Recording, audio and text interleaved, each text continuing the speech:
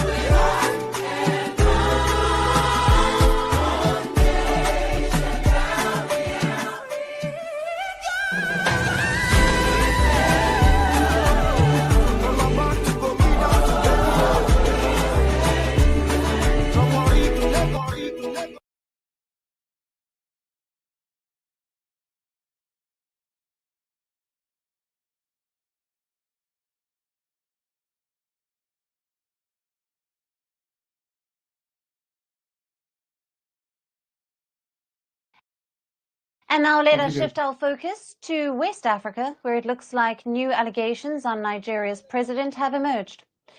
Reports suggest that the Central Intelligence, or the CIA, has confirmed that Nigeria's president, Bola Tinubu, is regarded as an active asset by the US intelligence agencies. Now, the disclosure surfaced in a joint filing by the CIA, the Federal Bureau of Investigation, and the Drug Enforcement Administration. The agencies were opposing the release of the unredacted or the non-hidden information about President Tinubu's background.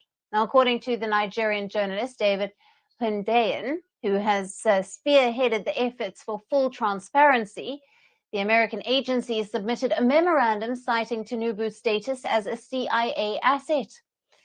The CIA's memorandum underscored the importance of safeguarding its intelligence partnerships. It stated that human sources can be expected to furnish information to the CIA, and only when they are confident the CIA will do everything in its power to prevent the public disclosure of their cooperation.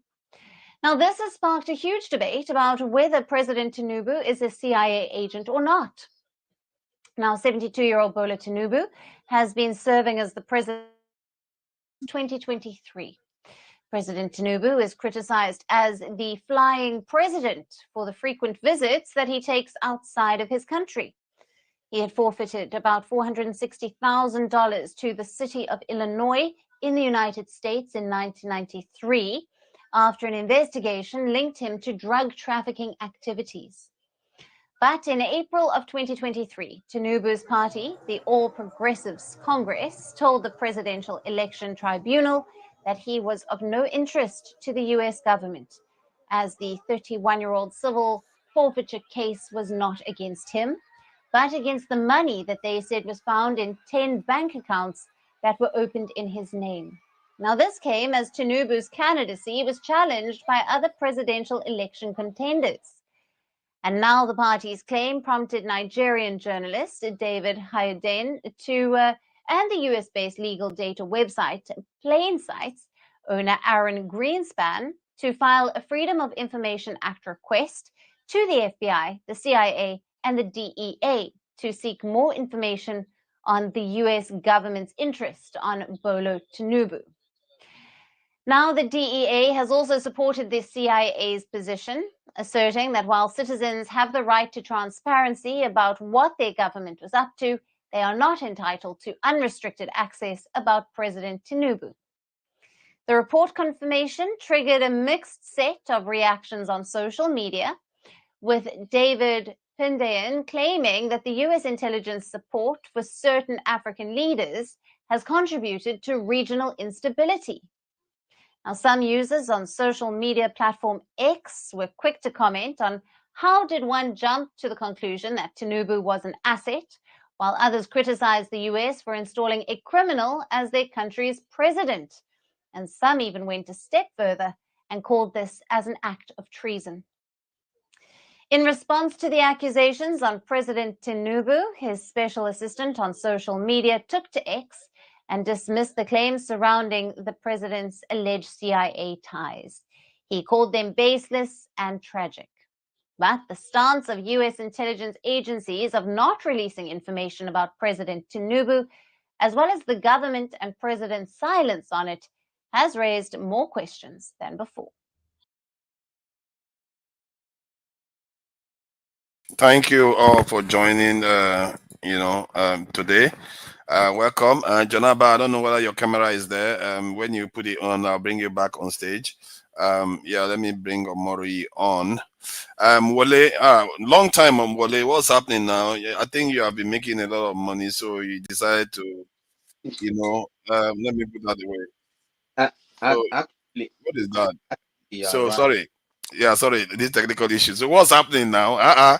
You just decided to give us a white bet, eh? I've joined the Miloko group, so I see.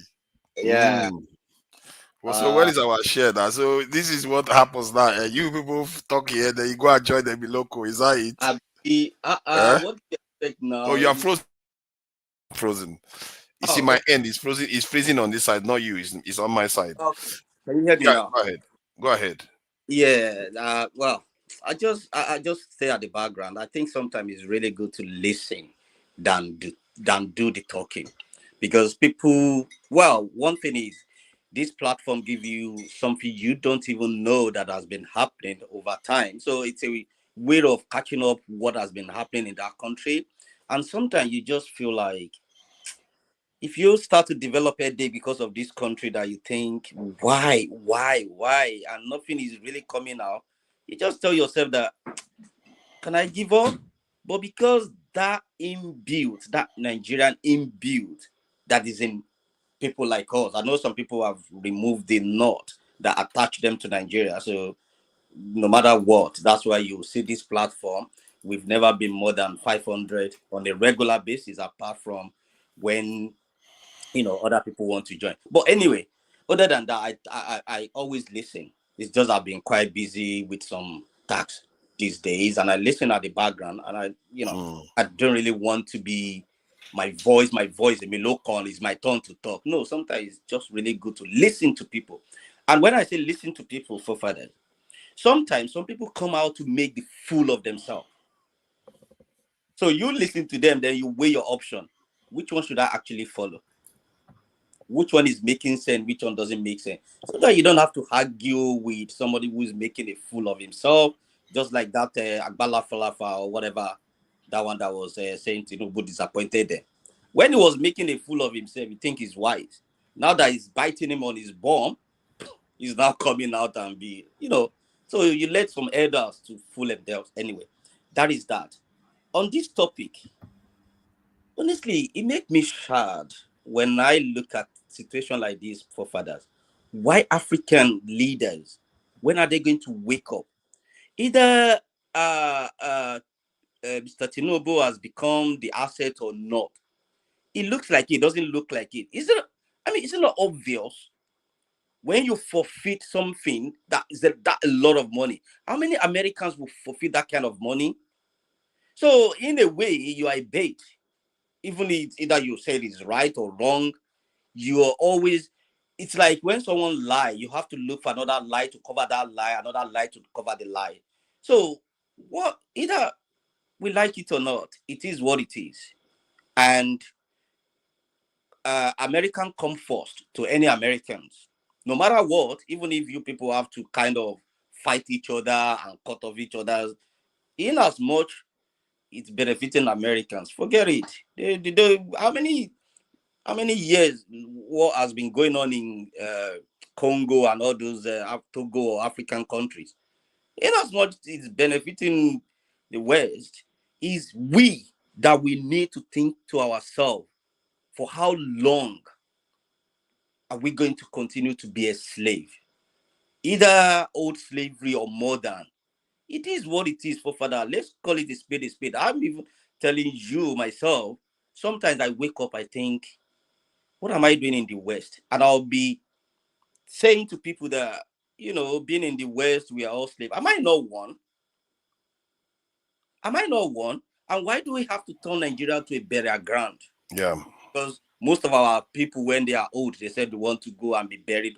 Why must you turn the country to burial ground? Why don't you just get buried where you are living at the moment? So, as much as I'm criticizing others, I'm criticizing myself, because it affects every single one of us. Whatever happening in that country, let's leave Tinubu out of it. In my state, the local government in my state, the hospital management, you name it. Who are the people there? Are they ghosts? No. They are my people. They are your people. But they're victimizing and tormenting each other. So for how long are we going to wake up from our slumber and say, look, no matter what, I'm going to do the right thing? People might not really like me.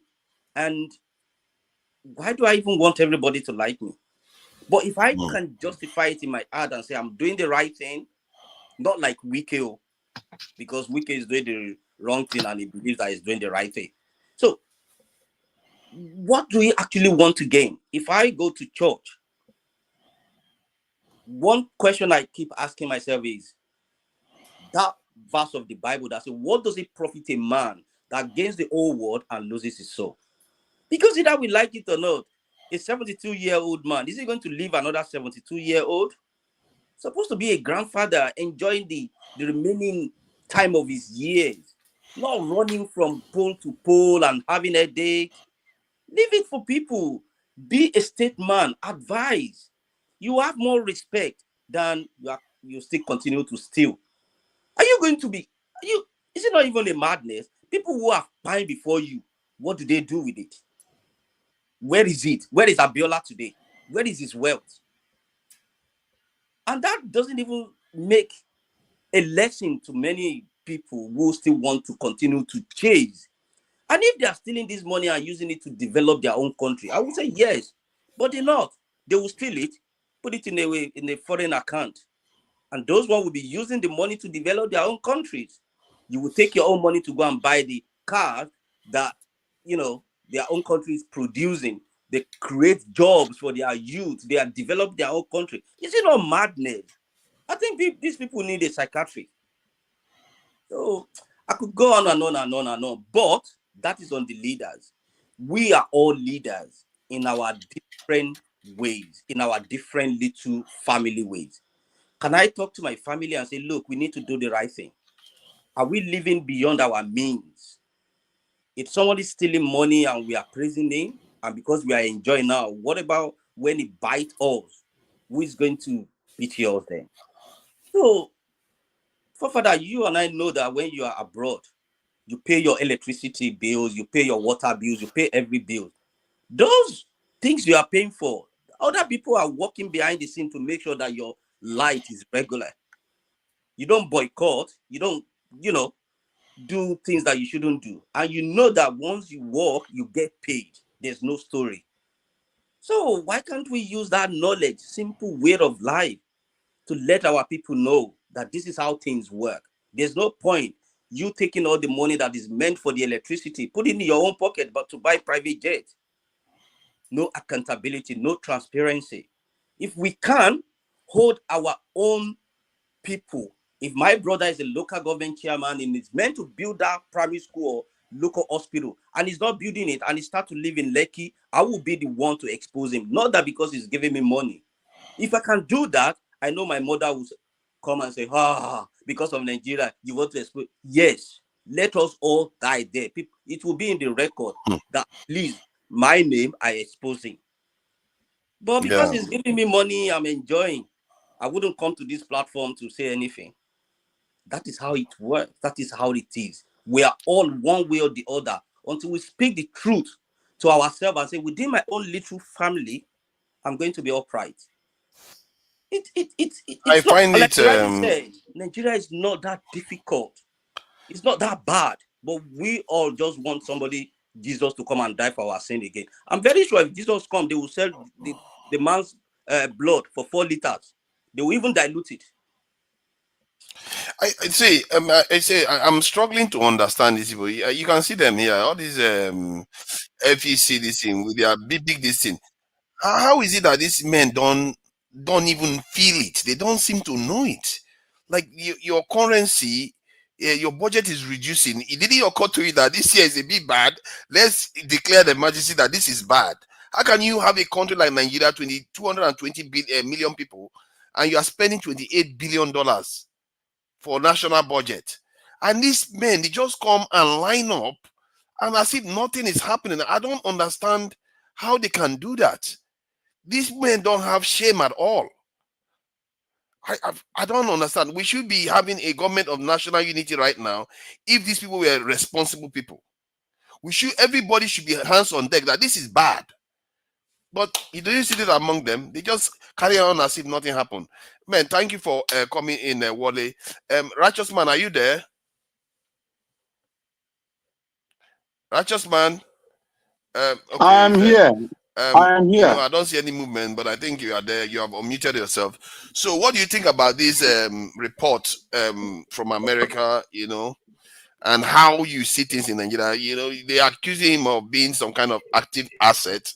We don't necessarily know whether it's Tinubu. Let's face it. There's no direct. They didn't say Tinubu is an asset.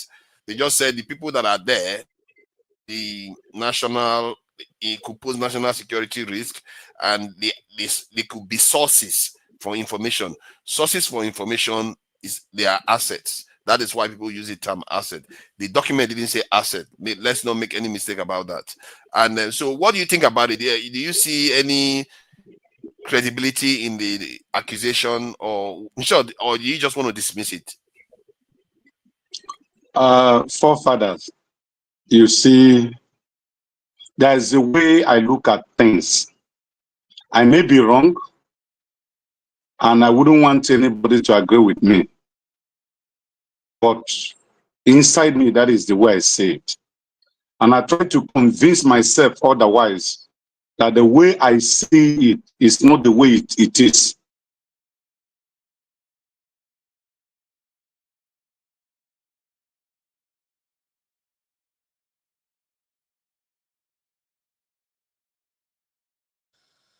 Is it me that frozen? Yeah, I can't hear him. I thought it was me. I think Righteous Man may have frozen. Next person is Mr. Omoruyi. Thank you for joining us, Mr. Omoruyi. So what do you make of that report? Do you see any relevance to it, or should we just dismiss it as, conjecture, really?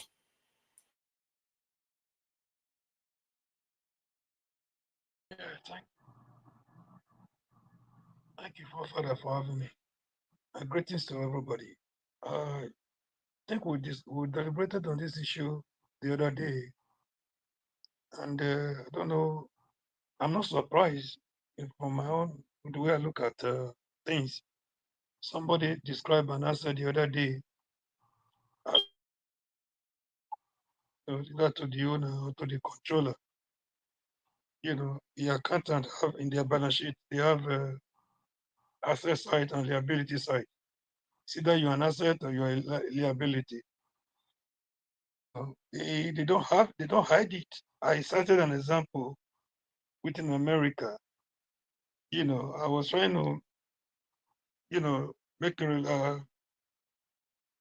show a relationship between asset, agent, and the early, because they have something in common, which is the interest of either the owner or the controller.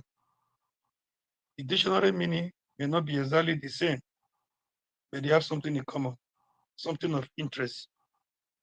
And if they say action, they say speak louder than words. But if you look at the way the case in America was handled, I said a lot of people will have gone to jail for that. them negotiations. It took them, input to arrive at that, forfeiture of about 500. As at then, that was a whole lot of money.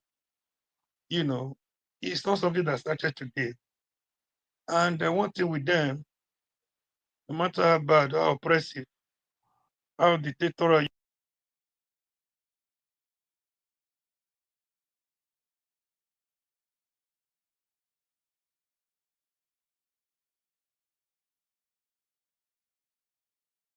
What's going on? Is it me or just? I think it's him. I think Uh, it's in Nigeria. I think it's in Nigeria, if I'm not mistaken. Maybe that is a feature of internet connection there now. Oga Ike, thank you for joining us. And I don't know if you saw the video. So what do you make of it?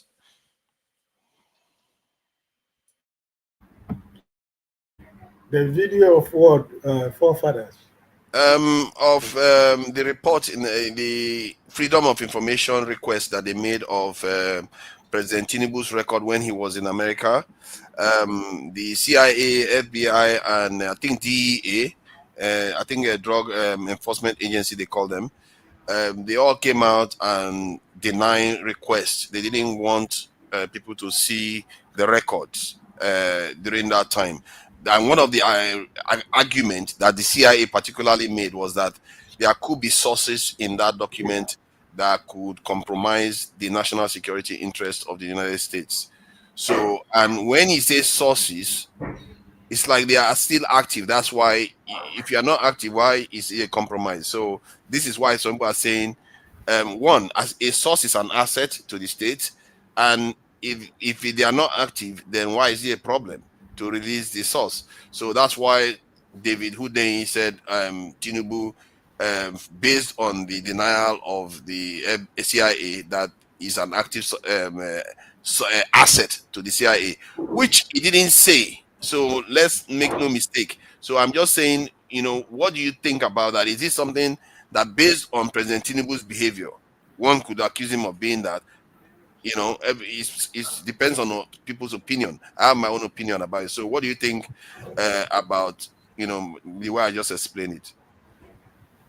So actually, are we saying that what journalist Kunde said is a lie? Because what has been trending everywhere, both in Nigeria, is that the man in Asorok is an asset to the United States, but you are saying the document says otherwise. So, which one are we going to discuss about? Because the document didn't say not, but that is the whole point. They call it the GLOMAS response. In other words, they said we can neither confirm nor deny. ND and NC ND. Neither confirm, neither deny.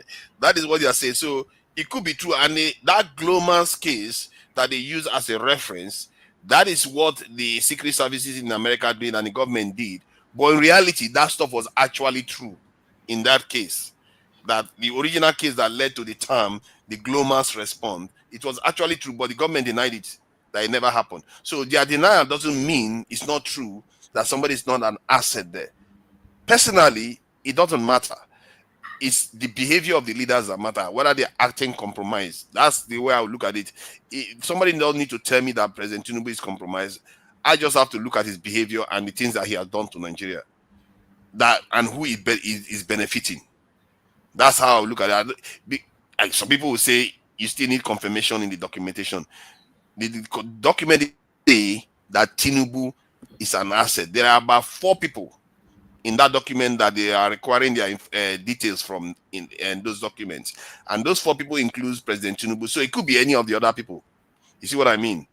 But that is based on opinion. If you don't think it's worth considering, because there's no confirmation.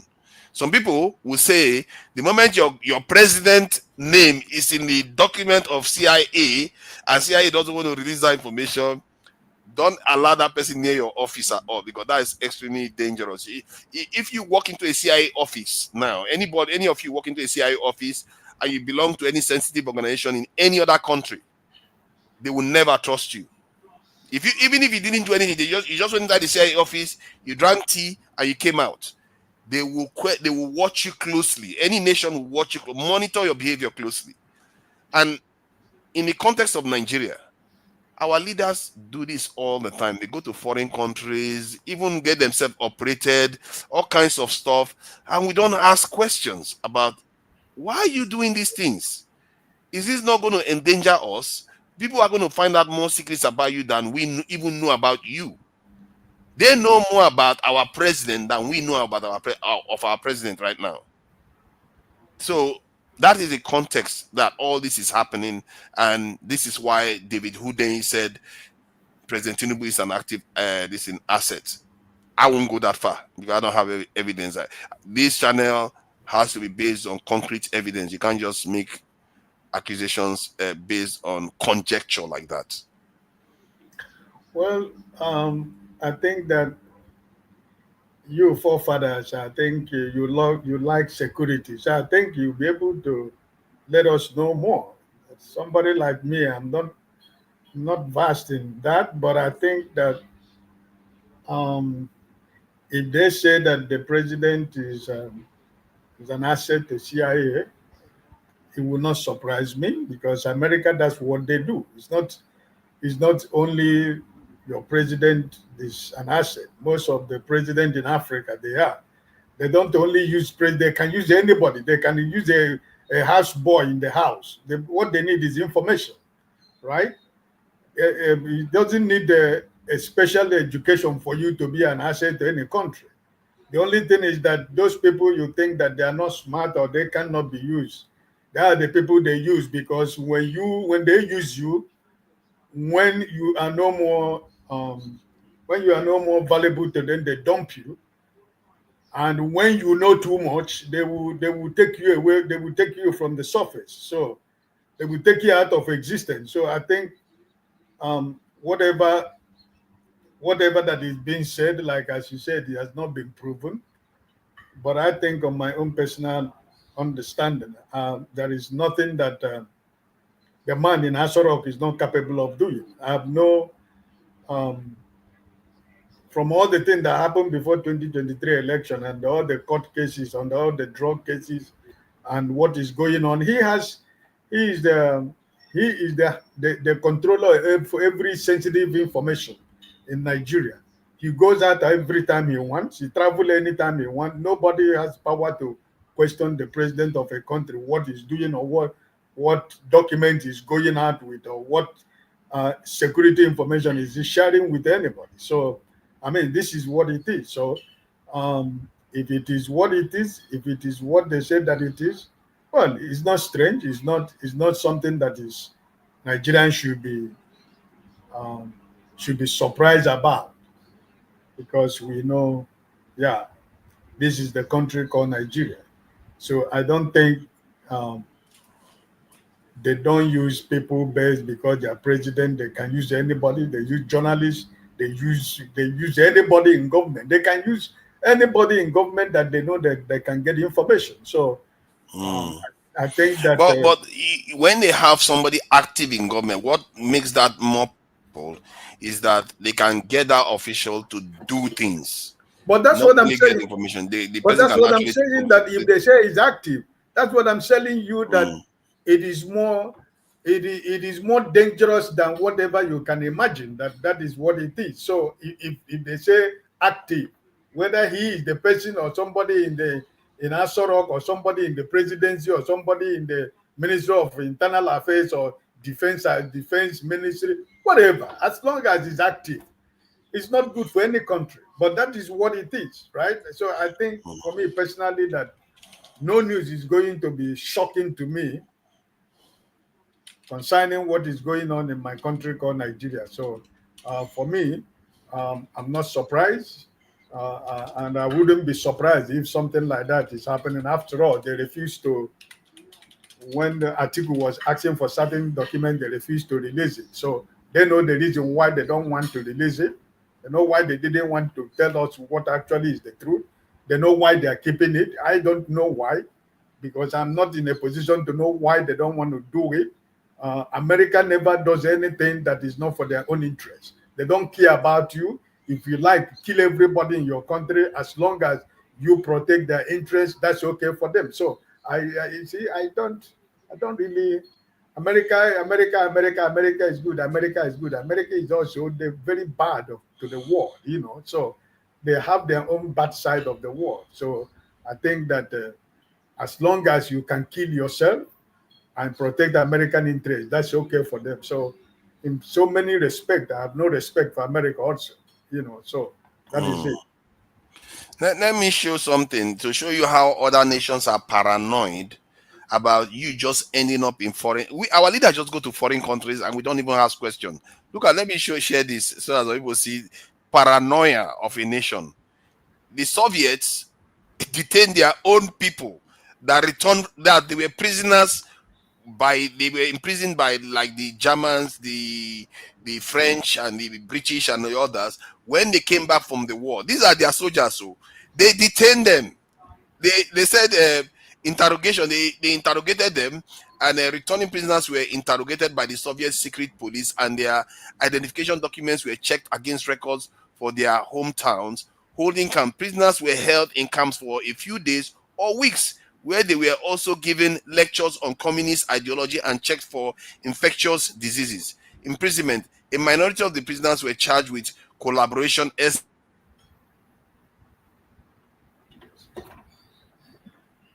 and sent to prison,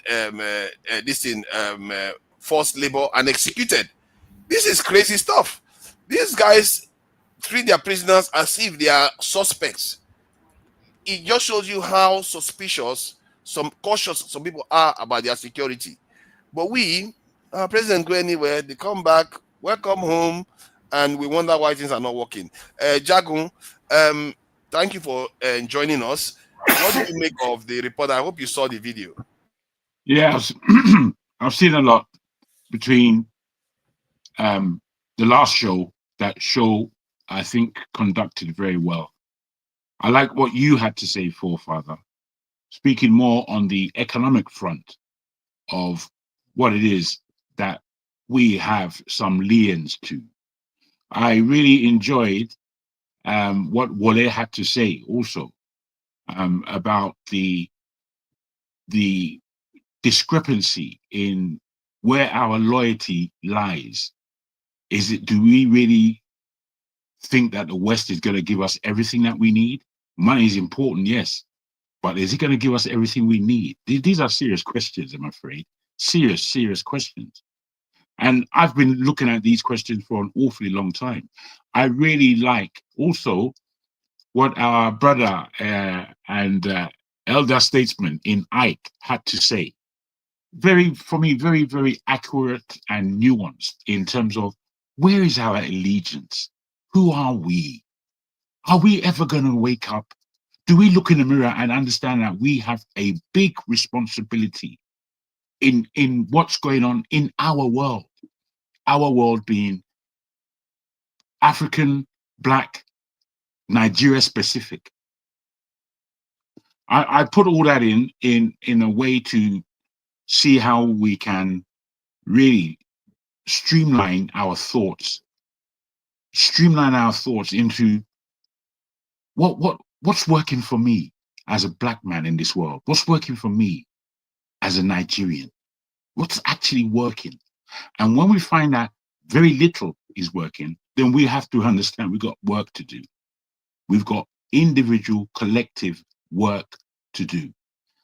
Now, I say all of that because I'm timelining what I've been listening to over the last show and now this. Tinubu is an asset. He is.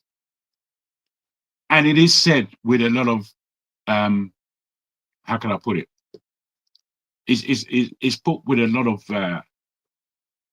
almost laughter, but it's put accurately, which is to say, Bola Tinubu is an asset to the CIA.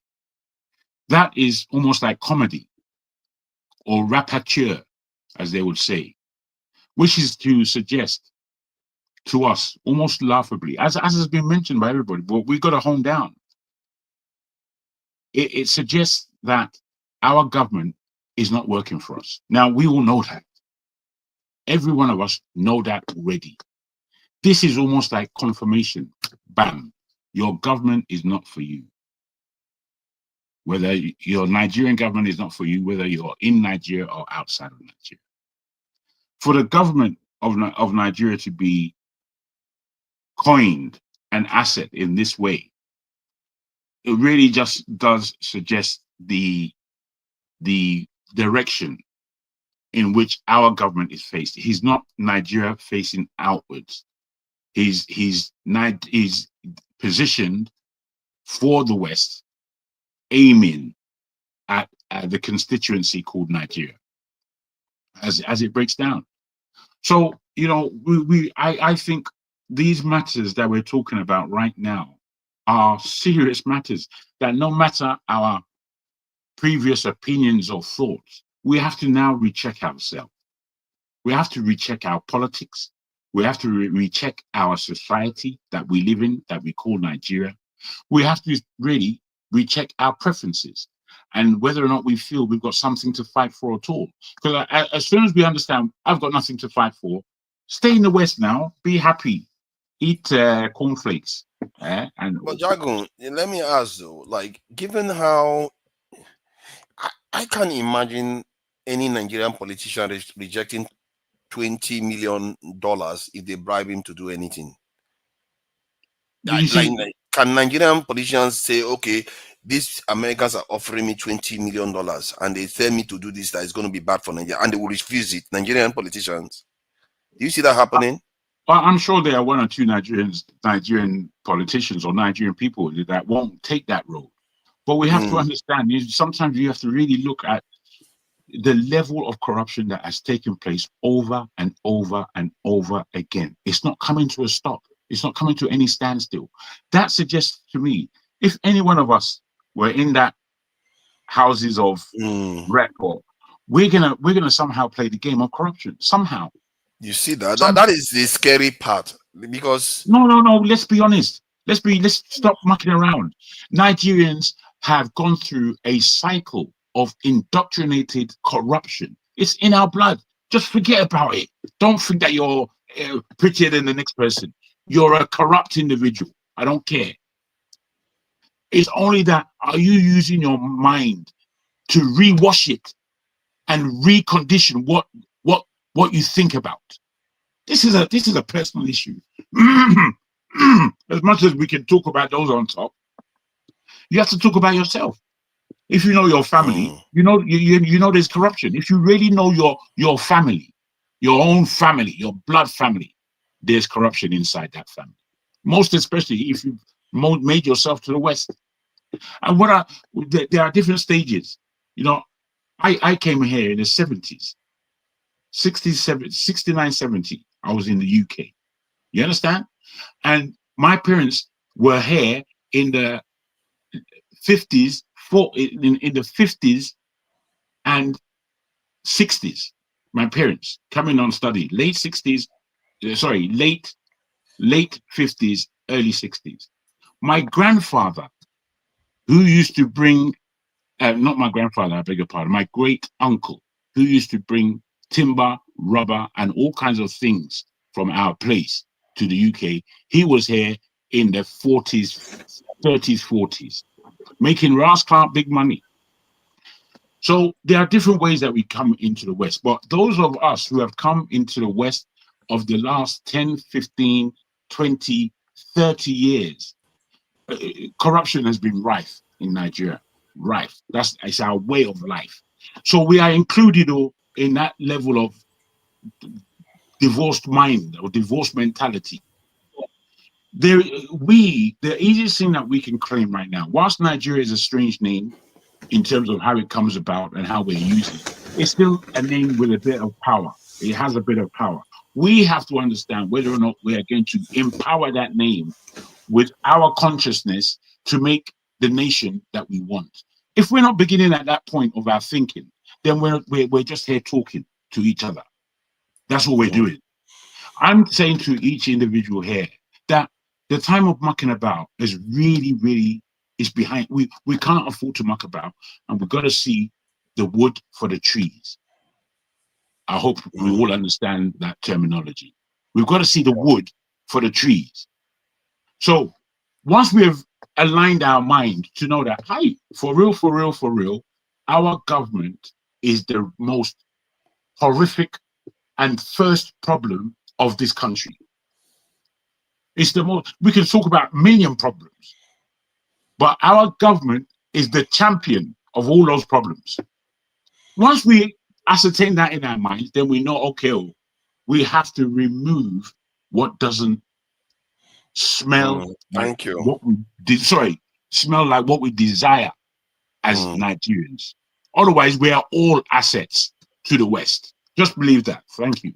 Thank you. I fear that 90% of our people are already compromised or can be compromised quite relatively easily. And I think it was Dr. Damages, when I was on one of the early shows, he said, why do they need to come and blackmail us? That our Nigerian politicians walk into their embassies and tell them everything. This is if that is what we do, that is bad though. We have a long way to go. Jonaba, thank you for joining us. What do you make of this report? Good evening, forefathers and fellow panelists. It depends on how you want to look at it. In the summary from what Jago said is that we are all compromised and we are all assets. After 9/11, we now have what is called the ECOWAS passport, which is generated by the West. So whenever you do anything, go anywhere, they know. So in terms of how you want to look at it politically, otherwise, make a news out of it, make it seems otherwise. I don't know what was in the mind of Tinubu in those days, but a lot of people in early 70s and all of that, most of them come to West doing one dubious business in one way or the other because things were not digitalized. So in that process, he got caught off in his own mess in Chicago or otherwise. Like you, forefather, have mentioned that other nations or other developed nations who are highly in competition with the West, they will be more careful, come to the West, go to their hospital, because the moment you go to some of those places, you already expose yourself, your business, your whatever you do, even your health. So they have all of that in their system. So it depends on also how relevant you become, and they want to use it against you. Uh, and people like in the power of Tinubu, what did they really want to use it for? Because the case is in the court, CIA or whatever, what is it going to do to him or to Nigeria at large to demand for something? We are all compromised in one way or the other. And until we have institutions and we are relevant enough, the value you place on yourself is the value people see. And if we as a people or people in authority do not understand that, you and I cannot negotiate in those high class environment because it's not what you do, it's not what I do. But remember, you can be compromised tomorrow as well because you are in the West, you are in London, you are in the West, and you go back to Nigeria now and run for election and you become a governor or a president. There are a lot of information about you already there, whether you run traffic, whether you have a felony, all of that is there. All is depend on what they want to use it for. So to me, people that want to make a political argument out of it can make, but then we are not a sovereign nation as we think we are. So a sovereign nation that the one talk about Russia, talk about all those people that are on the top there, China and all of that. Those are more careful people even to come to the West and to use the restroom. They will be careful. They will carry their doctor, carry everything. Well, our people, I don't think it makes so much sense. But it depends on what people want to make out of it politically. But to me, it's just one of those news out there. Of course, I wish it doesn't have all that, but to me, it's not a big deal to me. Thank you.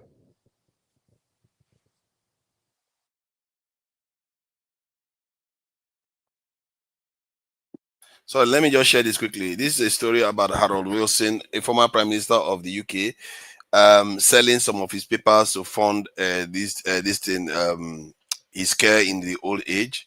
And you know, this is Canada. He was looking to sell it to some, I think, some institution in Canada. And look at he says, however, the proposal to sell the papers abroad prompted alarm among senior officials in Margaret Thatcher's government. This is when the white people used to control everything. This is white to white country, and you know they are basically cousins, and they were alarmed by it, and they raised a lot of concerns that the paper. This one is saying the paper has a 30-year rule that they are not supposed to allow that information out. The point I'm making is that this is not like top secret information that he wanted to sell. It's just his own papers, his political stuff that he wanted to share. This is among allies. These are Five Eyes. You know, Five Eyes are closer than NATO to each other. And yet, this is a Five Eye nation. They didn't even want to share it. It raised alarm. In Nigeria, I don't know whether we have that consciousness that our information is sacred to us. No other people should see it. We shouldn't be sharing information with other people. And our leaders just do that at like it's nothing. And we wonder why our country is moving from $47 billion budget to $27 billion budget. We're just getting poorer and poorer every day. But I just thought I should just share that quickly. So who is next? That's Chim. Chim, I don't know whether you are there before I go to the next person. Chim 1 and then Chim 2 and Chim 3. I'll put Chim backstage. Bring concerns on. When Chim returns, he comes to join us. So who is next? I think it's Eagles. Look at that. I Santa. Is he? Why is so much in a hurry? He just came. He's the last too. He's already raising his hand. Eagles. Thank you for joining us. What do you make of this? Yeah, thank you so much, forefather. I feel so bad when I see a country who's supposed to be a giant of Africa become a common rag of an Africa. Because when you look at the economy and the currency of Nigeria, find out that Cotonou, Cameroon, their currency is higher than Nigeria currency. As a result of poor leader and leader that have a shallow brain in ruling that country called Nigeria. What do I mean by that?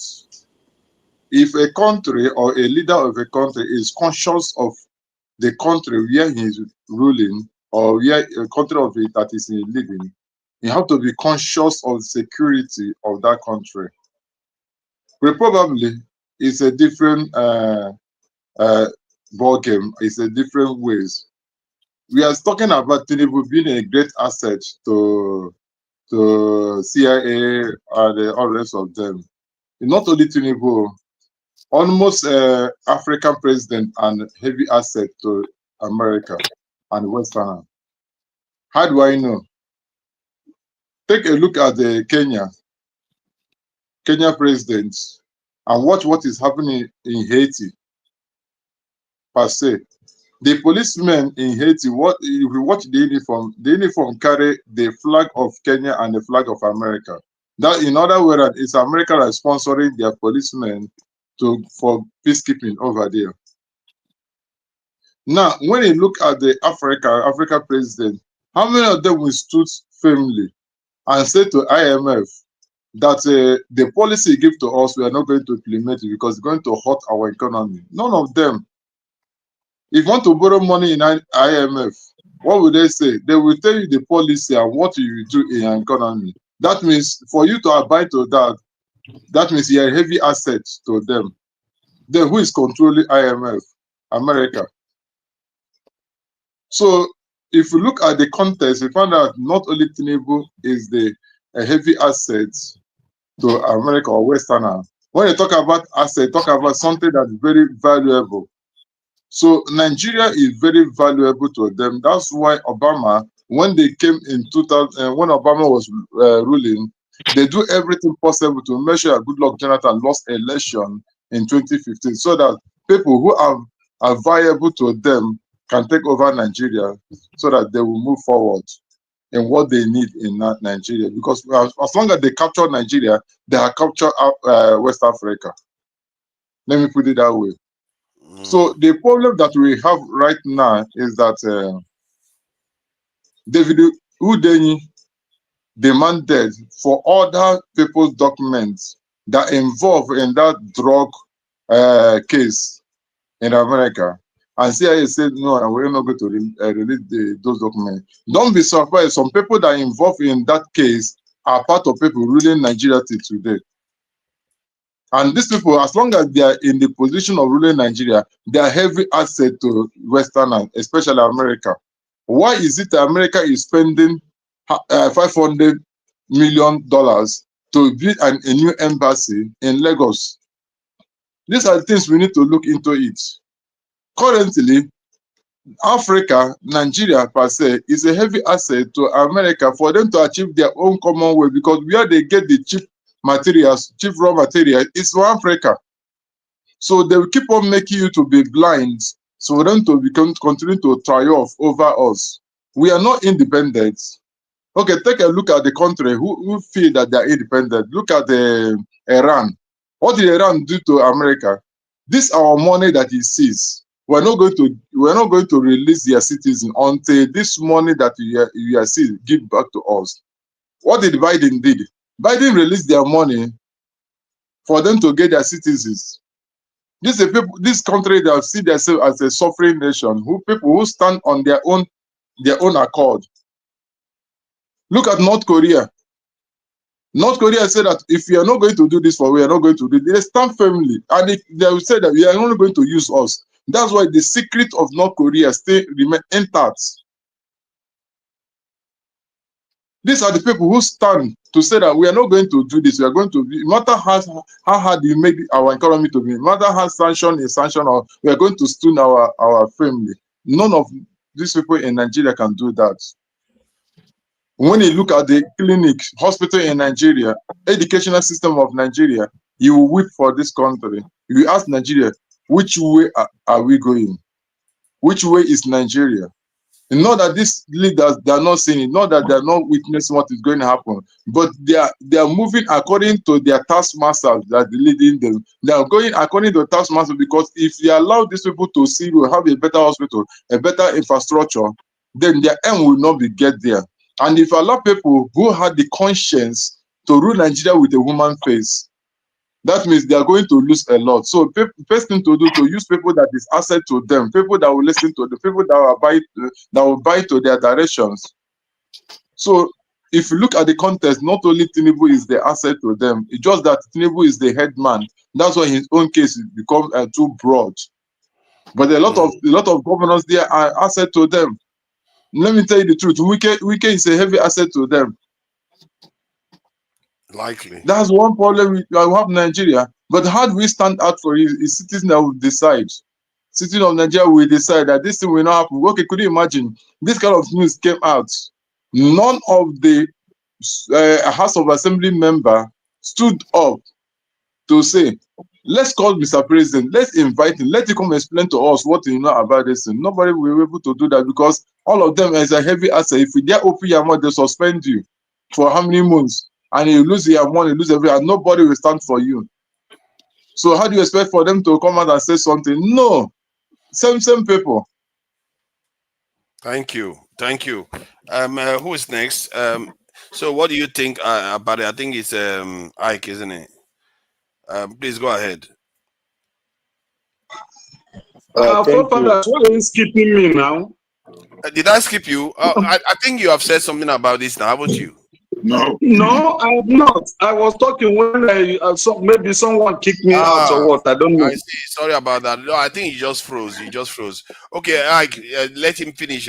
Please go ahead. No, Oga. let Oga Ike talk. After him, then I will talk. Righteous man. Yeah. Okay, I will All talk. right. Oh, Go no be ahead. small matter. Yeah. One of the things I don't like whenever we come here, we blame the West. West are looking for their own interests. That is number one. If America have your president as an asset, that is your problem, not their problem. Having him as if he's beneficial for them, they will utilize it. It's all about what America wants. Then it's up to your Nigerian people to decide on what they want to do. I mean, probably half of the people in that office that have traveled abroad are asset to the are foreign agent for the West. So unfortunately, you can't blame America for everything. You can't blame British for everything. Since I was a child, they always say, "Oh, Nigeria go better, Nigeria go better, Nigeria go better." I'm 53. Nigeria is getting worse and worse. So when is he gonna get better? When my parents came to US, dollar was for every $1, you pay 50 kobo, and they were in school, and it was easy to pay money for school fees. Then now, for every $1, we pay 1,730 naira. Could you imagine that? In the last 40 years, instead of going up, we are going backwards. So why we keep on blaming the West? No, the West are minding their business and getting into other people's affairs. And when you let them in, you don't blame anybody. You don't blame them. So unfortunately, Mr. Man here says, "Oh, nobody's talking." None of them will talk. Who will talk? If you talk, they will come for you in the night. So even you, where they talk, why don't you go and fight for Nigeria? Nobody is willing to fight for Nigeria because it doesn't worth fighting for. So if, for example, P2B came out, he didn't want to sacrifice himself. He wanted to do everything the right way, but nothing goes the right way in Nigeria. And you can't blame anybody. And you guys blame the government. The government. How about the individuals? How many people here tell the same story? You send money to do something, they take the money and pocket it. They will not do what you told them to do. Everybody have the same story to tell. So in Igbo land, they say, that means water started whatever from the head. So Nigeria is we can't fix Nigeria. What it is that at the end of the day, the Nigerian people have to decide on their own, take matters into their own hand, decide where they want their country to go. Because my generation have failed, my parents' generation have failed, the generation behind me have failed too. Then my kids' generation, probably by the time that happened, Nigeria will be a slum. Actually, it's a slum already. So we can't keep on blaming the West. The West is fighting for their own interests. We live in this country, and even with all the education, with all the accolade we have, but we're still a commoner in this country. They still treat us with all the tax. When they take our money for tax, they don't ask the color of our skin.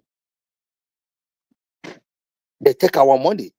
If I tell you how much billions of dollars Nigerians contribute in healthcare sector, in business sector in this country, those are talent that left Nigeria because Nigeria doesn't have anything to offer.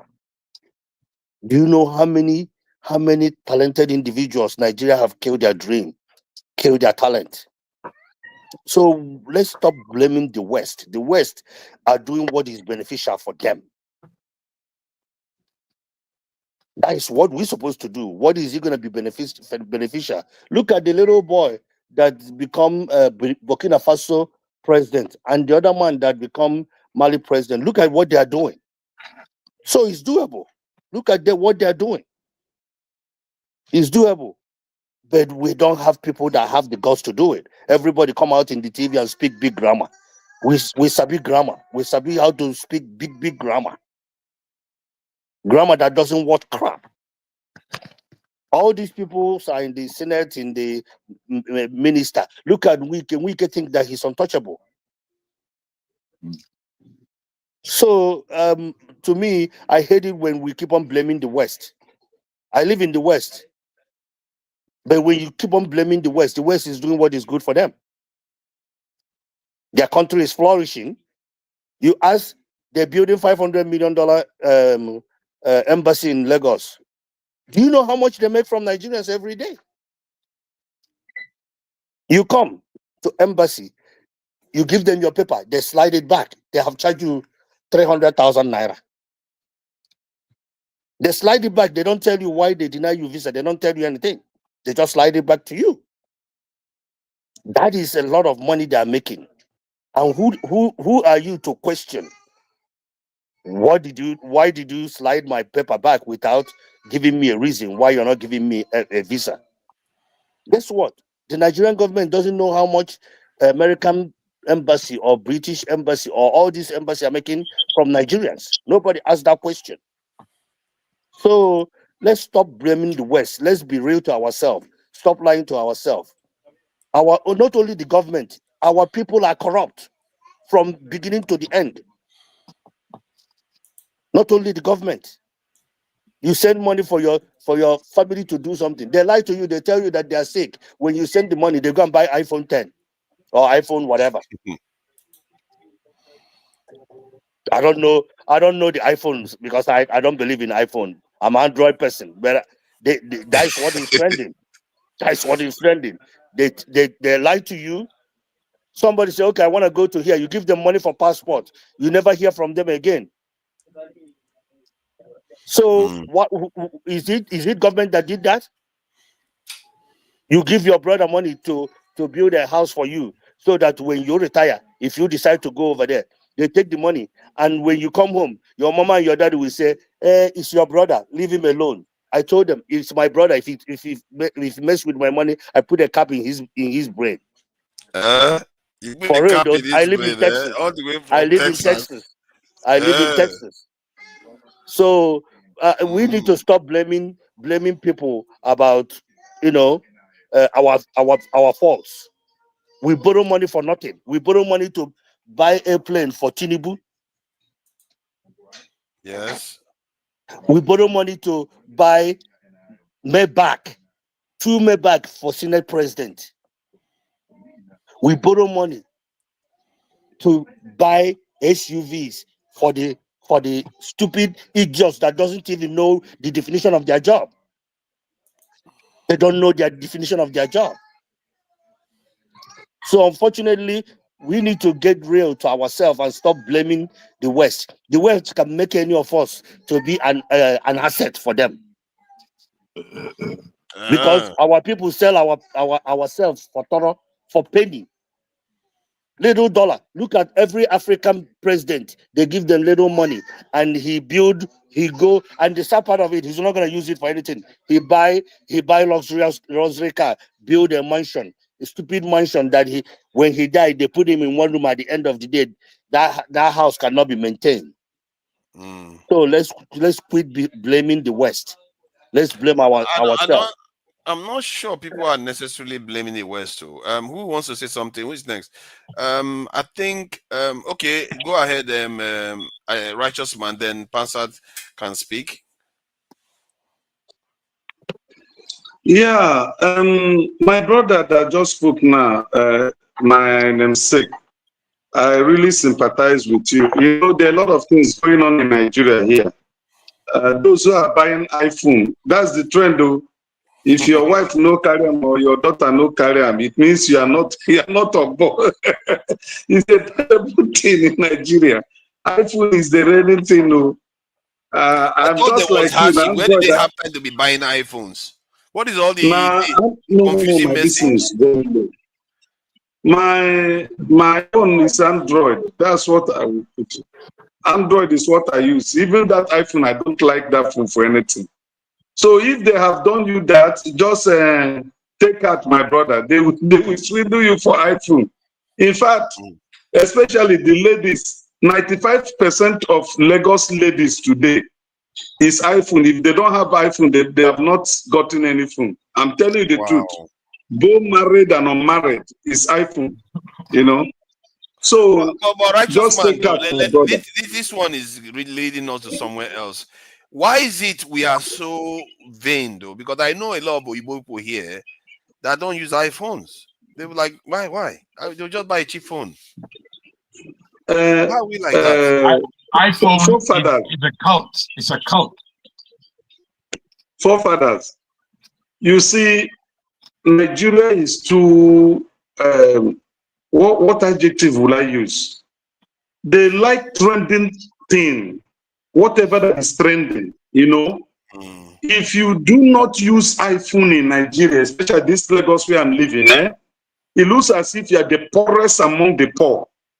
I'm telling you, especially among the women. Sorry, the light is off, but I'm still seeing a little. You can hear me, right? Yeah, we can hear you. So let me on my touch.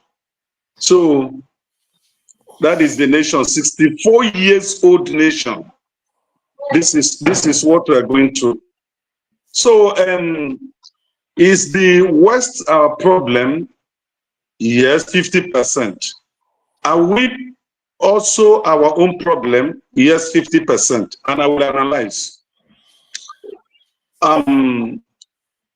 The West have not been able, having colonized the black race for almost 600 years, having discovered the treasure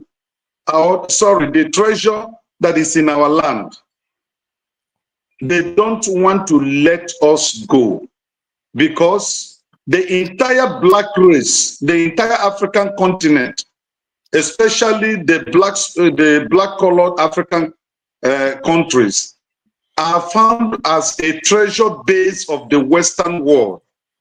Now, if you allow these people go, it simply means their economy somehow is going to collapse. I was making some findings recently, and I discovered that the most honest country in the world is not US, it's not Western Europe, it's Japan. Is the most honest country and honest people in the world. Now, the most safest country in the world is Iceland. Now, these statistics give you the kind of an understanding of what we should expect if America is not the most honest country in the world, if Britain is not, if France is not. They are not the honest countries, the most honest countries in the world, or honest country in the world. If none of these superpowers are categorized as an honest country in the world, what do you expect from them? They are going to eat your flesh and drink your blood. And that's what they are doing to Africa. So whoever yield himself to them become an asset to them. That is why some of our Nigerian people who are fortunate to travel to the Western world, if you see how they look down on those Africans who are living in Africa, I see them as a half woman, or that they stand out as they are more intelligent than those who are living in African continent. If you want to be honest to yourself, that is how you see those of us that live in Africa. You see us as not, we don't have the knowledge you have, because you believe that you are a better place, you are in a better country, You are in a better relaxed environment. Okay? But a white man that is living here, that came to Nigeria to work as an expatriate, is not looking down on his fellow citizens back to his own country. He's not looking down on them that maybe because he's in Africa, he is better off than them, or they are less human to him.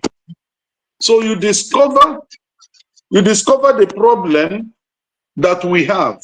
We don't value what we have, and we don't cherish where God has placed us. We don't value it. Anything that comes from the West become a standard for us.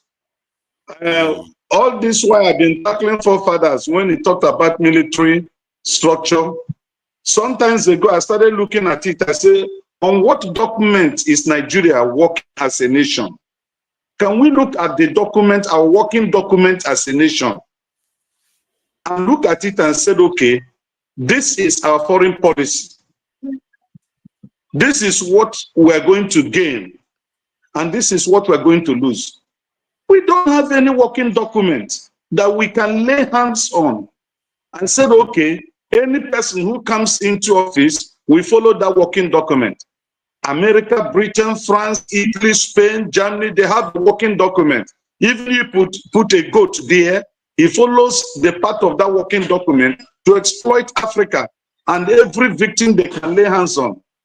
Which one is our working document? We don't have any.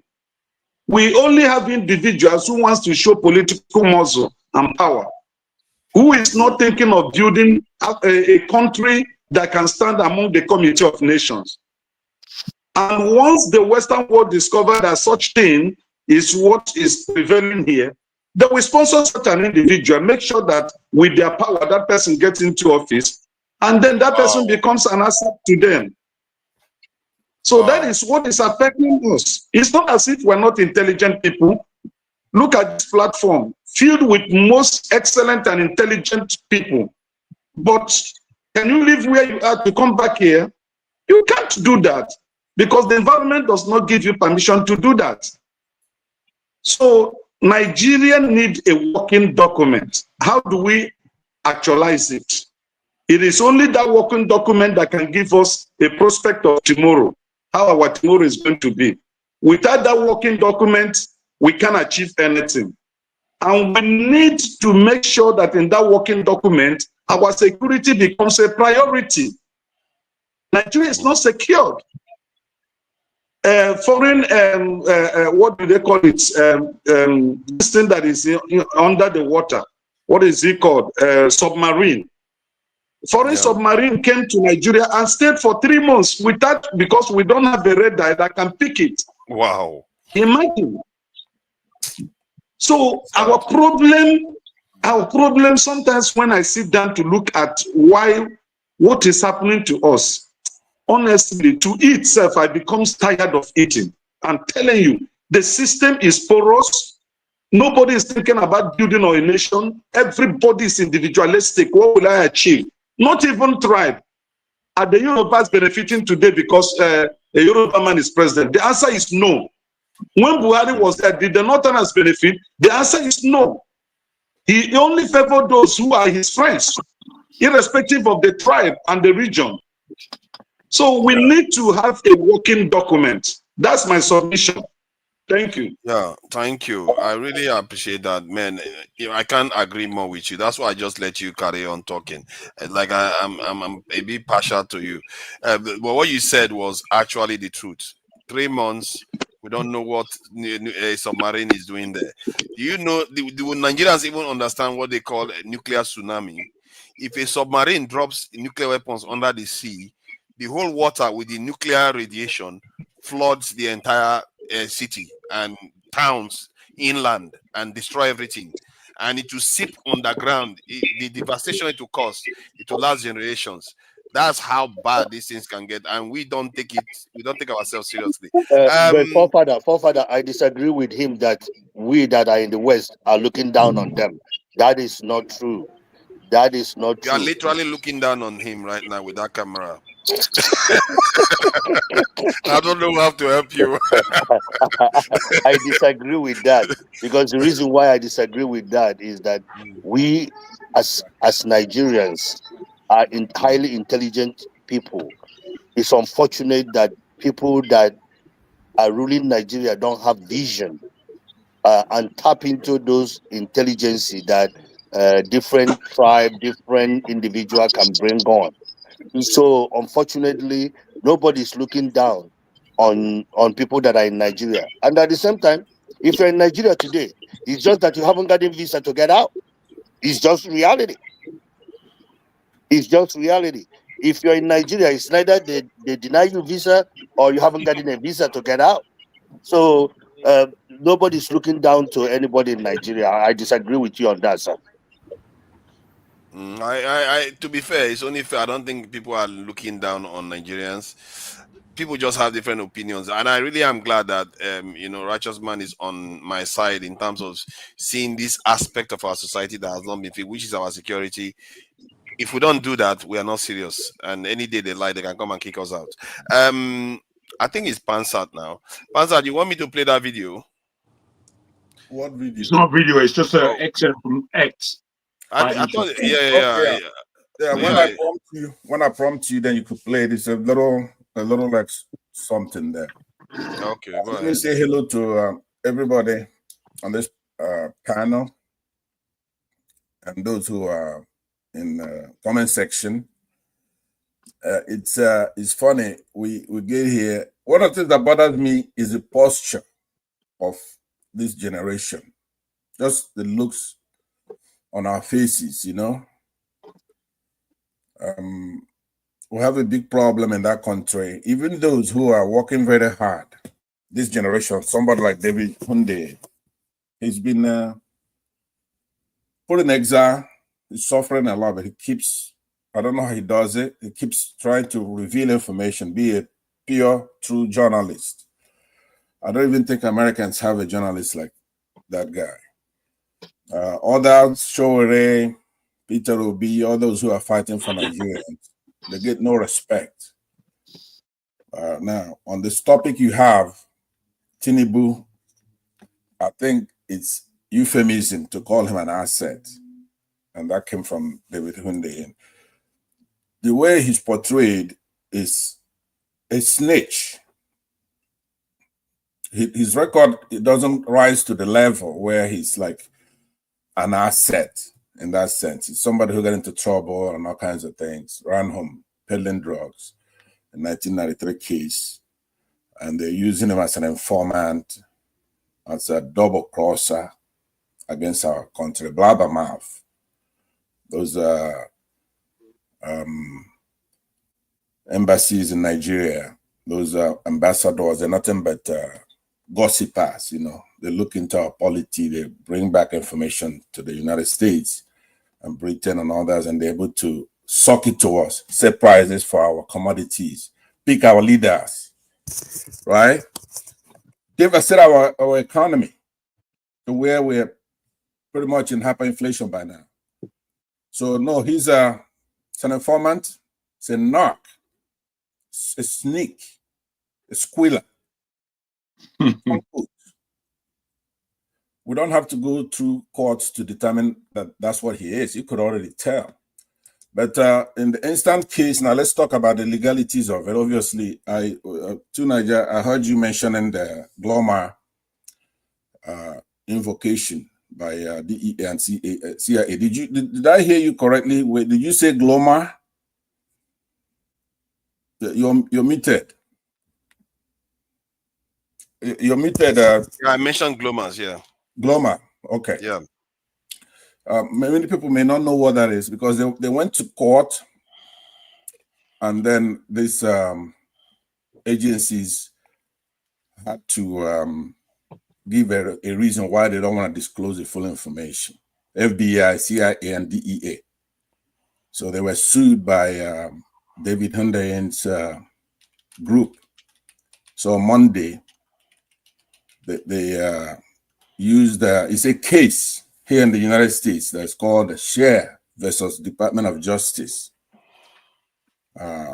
That's what the GLOMA is. So judicially, the court is not supposed to release certain information. They are not obligated to, basically. Now, they also have other tools available to them where they don't even have to look into their records to deny such requests. So it's a bunch of nonsense, but that's in the courthouse. And the court of public opinion, like others have said, but yeah, I think it was still you too, Niger, that said that you look at his activities, his actions, the way he's running our economy, things that don't make any sense, to show that he's espionage, trying to destroy our country. But now, what do we do? Every time we come here and we talk and talk and talk, what do we do? Somebody like David Hundeyin, it's provocation enough for Nigerians to rise up. You cannot treat somebody like that in a country that's democratic. He didn't do anything. He's revealing information. If he's wrong, you go to court like CIA, FBI did. Does the FBI, DEA have ability to catch David Hundeyin and his group and put him in jail? Of course they do. CIA alone can just whack him anywhere he's at. They don't have to bring him to court. But no, look at how they went to court and made their case in front of a jurist, an arbiter, a court. I don't agree with the court, but at least they had due process and it's on the record, so we could then criticize like I'm doing here. I disagree with the I think the court erred. If let me give you one quote that just asinine in that what the agency says. They're saying that Nigerians, they have the right to know what their government is doing, but they don't have the right to know what the president is doing. What kind of nonsense is that? The president is virtually the government in Nigeria. Exactly. You know, so we have to take matters into our hands. We don't need to have this highfalutin case to deal with Tinubu. He didn't win the election. They turned off their beavers. He's doing things every day that right now is action. I have said, and I believe, I don't know if it's Ego's air when I was glancing at what you guys were doing here, that said that that what we need is a violent protest. Did I get you right, Ego's air? Did you hint at something like that? Okay, so now that's what I'm saying. It's an oxymoron. If you're gonna go to protest and you say to the police, Nigerian police and the Nigerian army and the government, we're not, this is a non-violent protest. That's an oxymoron. Then why go out? If the choice Nigerians have to make is to learn from people in the Southeast who are sitting at home non-violently, that is ineffective because the rest of the other sections of the country are not doing it. It becomes very effective if Southwest does it, Northwest does it, Northeast does it, South does it. We do it together as a unit. If everybody sits at home to demand something from the government, we don't have to go out to protest. But if we have to go out there to protest, then we have to do it by all means necessary, because it's the Nigerian government that brings about violence. They already did it. Something they should already pay for. But I tell you what I'm trying to avoid is to come here to talk about what Nigeria is doing wrong. What's wrong with our country? I'd rather come here to talk about what's right with that. What should we be talking about is what are we doing right? And we're going to be hard pressed to find one thing. Thank you, Jago. Dangote is one right. I tell you why I'm clapping. Thank you, guys. I think it's very important what every one of us is saying. To be honest, I'm engrossed in this conversation for reasons of what is the outcome of this conversation. Where Pansat landed and his very omissions, I'm afraid, again, we just have to really pay attention to what's being said by all of us at this stage. It's very, very important, the identity that we are and where it is that we are coming from in order to express ourselves to the world in the best terms that we call Nigerian. And where he said, it's all very well. He may meant this or not, I don't know, but he said it's all very well, more or less, that we can come here and speak about all the negatives. There's not one of us that hasn't got a fantastic story of negativity to tell about Nigeria. However, there are things that are going on in that country. I'm watching.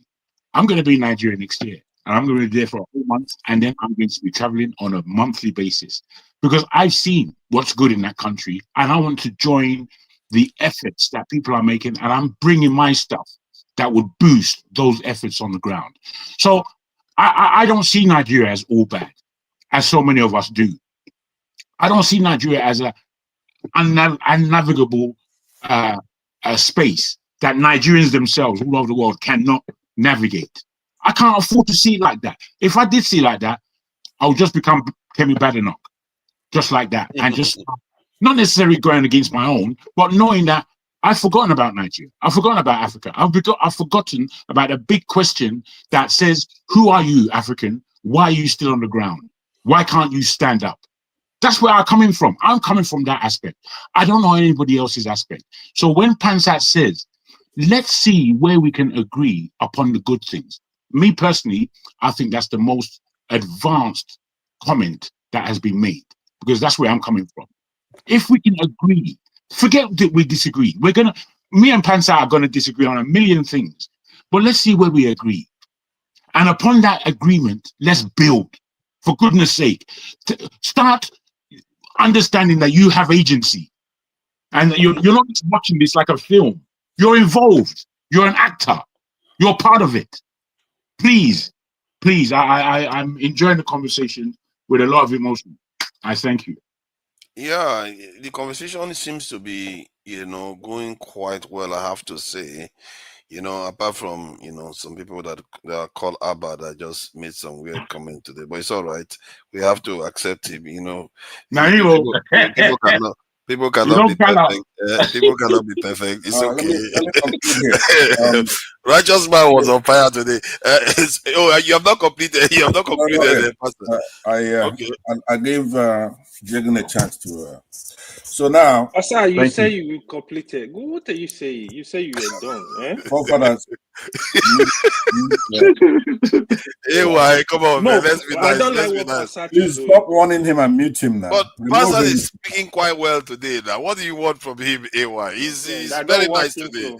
Yeah, so I think what I'm gonna say, you asked me a question. You said, what is one of the things that it's not a question. You said one of the things that's going well is Dangote, right?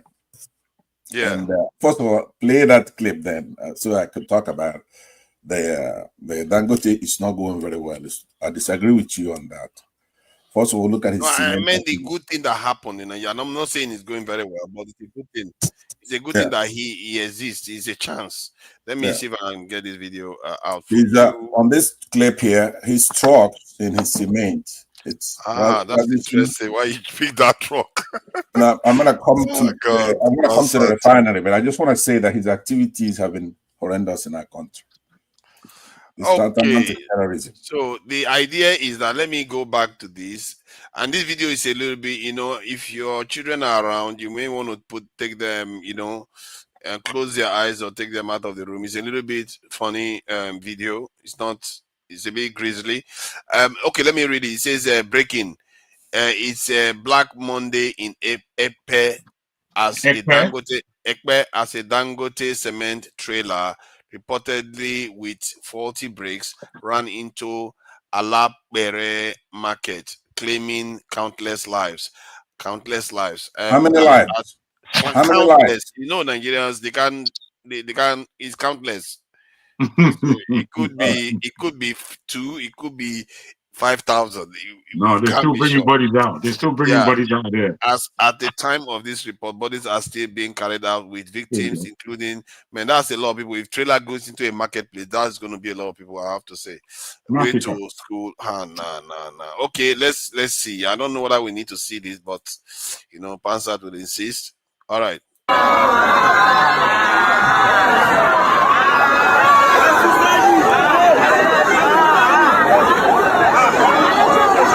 This is too gory now, forefather. You can't share something like this. It's too gory. You can't share it. Okay, okay. You could remove it. I think we get the idea now. This is almost, if not a daily occurrence, it's a weekly occurrence in our country.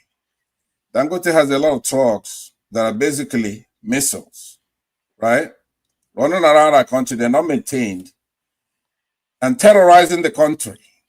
They don't pay. They don't come and build hospitals or compensate these people. He doesn't. You could see the infrastructure. Even look at the truck that's carrying the dead bodies there. Some of those people maybe could survive if they had paramedics or some kind of infrastructure to medically take care of our people, right? So here, this is not an aberration. This is a daily occurrence in that country with Dangote and his trucks. Can I ask you a question, Pansat? I beg your pardon. Sorry, panel. I just want to ask Pansat this question. You see, many times I'm looking at certain personalities within our global community, and I look at someone like Kemi Badadon, and I've changed my position on her a few times. I also looked at Dangote, and again, I've changed my position on him a few times. I don't generally like him. There was a time I was actually due to meet him, and the people, the Indians and Oyimbos, he had no other Nigerian in front of Indians and Oyimbos. He had between me and him sitting down, got in my way, and he allowed it. So that's a personal one. But on a different level, could you, as yourself, with all your priorities, see yourself working, if you are positioned to work, with Dangote himself or personality like his? I mean, the biggest question for me in Nigeria and settling the country is the North and its religion, and the East and its agitation. Those are the biggest problems. And I feel if those problems can ever be settled, we can have a country. All right. I have a big. All right. I just want to say this before I ask him a question. I have a big question mark about the Fulani in that country. And I think that's another question in itself. But I want to ask you, could you see yourself, given who Dangote is, given your stance, could you see yourself working with him for development of Nigeria? Thank you. Okay. The answer is no. Capital no. But Pansa, let me tell you why. Hold on. Pansa, hold on. Let him answer. No, he will answer. I just want to add something to what he's saying very quickly. If you had just bothered to look, you see that Dangote is doing a lot of charity work in Nigeria. You can please go ahead. All right. First of all, let me No, forefather. I beg, let him answer. Please don't crash. Forefather, that charity work is rubbish. 10 kg rice. When my wife runs her charity, my wife gives 10 kg. It's rubbish. I don't think it's that rubbish. Okay, let me just see. Thank you very much. Let's Pansa finish and I will share some of the information. And I'm also going to be cognitive of the time. Obviously, you have a lot of people here who want to speak. And but the main reason why I want to come in here and talk to you is that maybe you're sincere, you don't know, right? Like when somebody like Jagun lobbed those two things together, that's a nexus. There's a relationship between the two Southeasterners and then the North, the Islamic North and all that. But the relationship they have is one of cause and effect. Do you understand? Something is causing the other one. The Northerners are causing the agitation in the Southeast. The Muslims in the North are causing the agitation in the Southeast. They don't want the country to obey in our constitution. We have a federal character doctrine where you're going to make everybody feel like we're one and we're chasing the same goals. So, Jagun, the relationship is one. It's an ideal relationship where one brings about the other. Do you understand? One engenders the other. One spawns the other. It's an effect. One provokes the other. One kindles. One triggers the other. One precipitates the other. If the North would have a federal character doctrine in their behavior and know that we're a secular country and they do the right thing now, the chief culprit is Dangote. The very chief culprit, he's never out of favor with a government. No matter which government comes in, he's in with them. So he is what we call in mathematics, statistics, he's a constant. See, when you have a problem and you're trying to diagnose a problem, first you look at what are the variables. The variables are those who come and go. People come into government and they're gone. But the problem persists. So now what you do as a thinking person is going, okay, who are those that are there all the time? Right? What are the factors that are there all the time? Because we want to change from regression to progression. Now, you don't have to do it emotionally. Sometimes when you try to find solution, you have to go there to find the facts. Dangote, I listened to him sometime. He's a mild-mannered corporate, right? He talks, he's not aggressive, sympathetically speaking, right? But his activity, he's not even hiding because he's too stupid to hide it. He's too dumb. Somebody who's supposed to be a juggernaut in Nigeria and is competing with people here in the United States, the likes of Elon Musk, innovators. He says he's a billionaire, climbing the Forbes list. His government, this Nigerian government, let's just forget about cement, where he's carved out to be a goddamn monopolist, snubbing out the lives of many of our entrepreneurs who generally work very hard. Only to me now, I don't have proof on this. If I go into that cement factory, I go there with a flashlight and all those journalists, and I look, I'm going to see that he's importing those things. The same thing that he's trying to do. But hold on. Now, listen to me. His wickedness is beyond the pale. He's very wicked. That's why I cannot work with him. I think you should have landed by now. Let's look at the refinery. The government of he comes to the government of Nigeria and he pitches us. He says, look, I'm building a $10 billion refinery, which is ridiculous. Do you know what a $10 billion refinery would look like? Do you know how much $1 billion is? You just talked about our budget going from coming down to 20-something billion. That's what it used to always be in those days. Maybe 2015, 16, under Jonathan, it's 20-something billion. Answer, the amount is spent is somewhere around the ballpark. If you check any estimate, they will tell you the same thing. The amount Dangote quoted is the estimate. It's actually more than that. It's around 20 billion. Oh, no, but hold on now. Because now this is why I don't like you. Now, I've told you, right? I check the figures. Okay, listen to me. He comes to Nigeria and he says, look, I'm building a $10 billion refinery. Buy 20% of it from me. Nigerians bought it from him, 20% at that point. Then he opens the refinery in 2021 with the president of the country, then Buhari. He says, look, I'm open for business. We're launching it. And there was fanfare. But he lied. At least at that time now, you know he lied by retrospect. He wasn't ready in 2021 when he launched it, right? Then he goes on to have... I don't think he launched it in 2021. Okay, well, I'm going to give you the video to play with Buhari. It was a big event. Please send the video. I will, okay. So now, he goes on to do years overrun, cost overrun, to where he says it's now 20 billion, which means he just doubled it. You know, when somebody lies, he's not going to say it went from 10 billion to 14.7 billion or 15.8. Now remember, one of those decimals is hundreds of millions of dollars or billions of dollars in this case, if you know. But he just doubles it because he's not educated. He thinks we're stupid. He doubles the money. How do you do a refinery of $10 billion and then by the time you finish it's 20 billion? So now it can all happen, especially when you have COVID-19 in the middle and the interest rate that goes with it. Forefather, can we move around? We are I think you have gone on too long now. It's not fair. I haven't landed. You interrupted me. Okay, Passad has been speaking for over 20 seconds. Pardon? He has been speaking for over 20 minutes. Don't let Muslims interrupt me. 30 seconds. No Christian here will interrupt me here as I'm talking. If you look at this is not minority. So let me land now.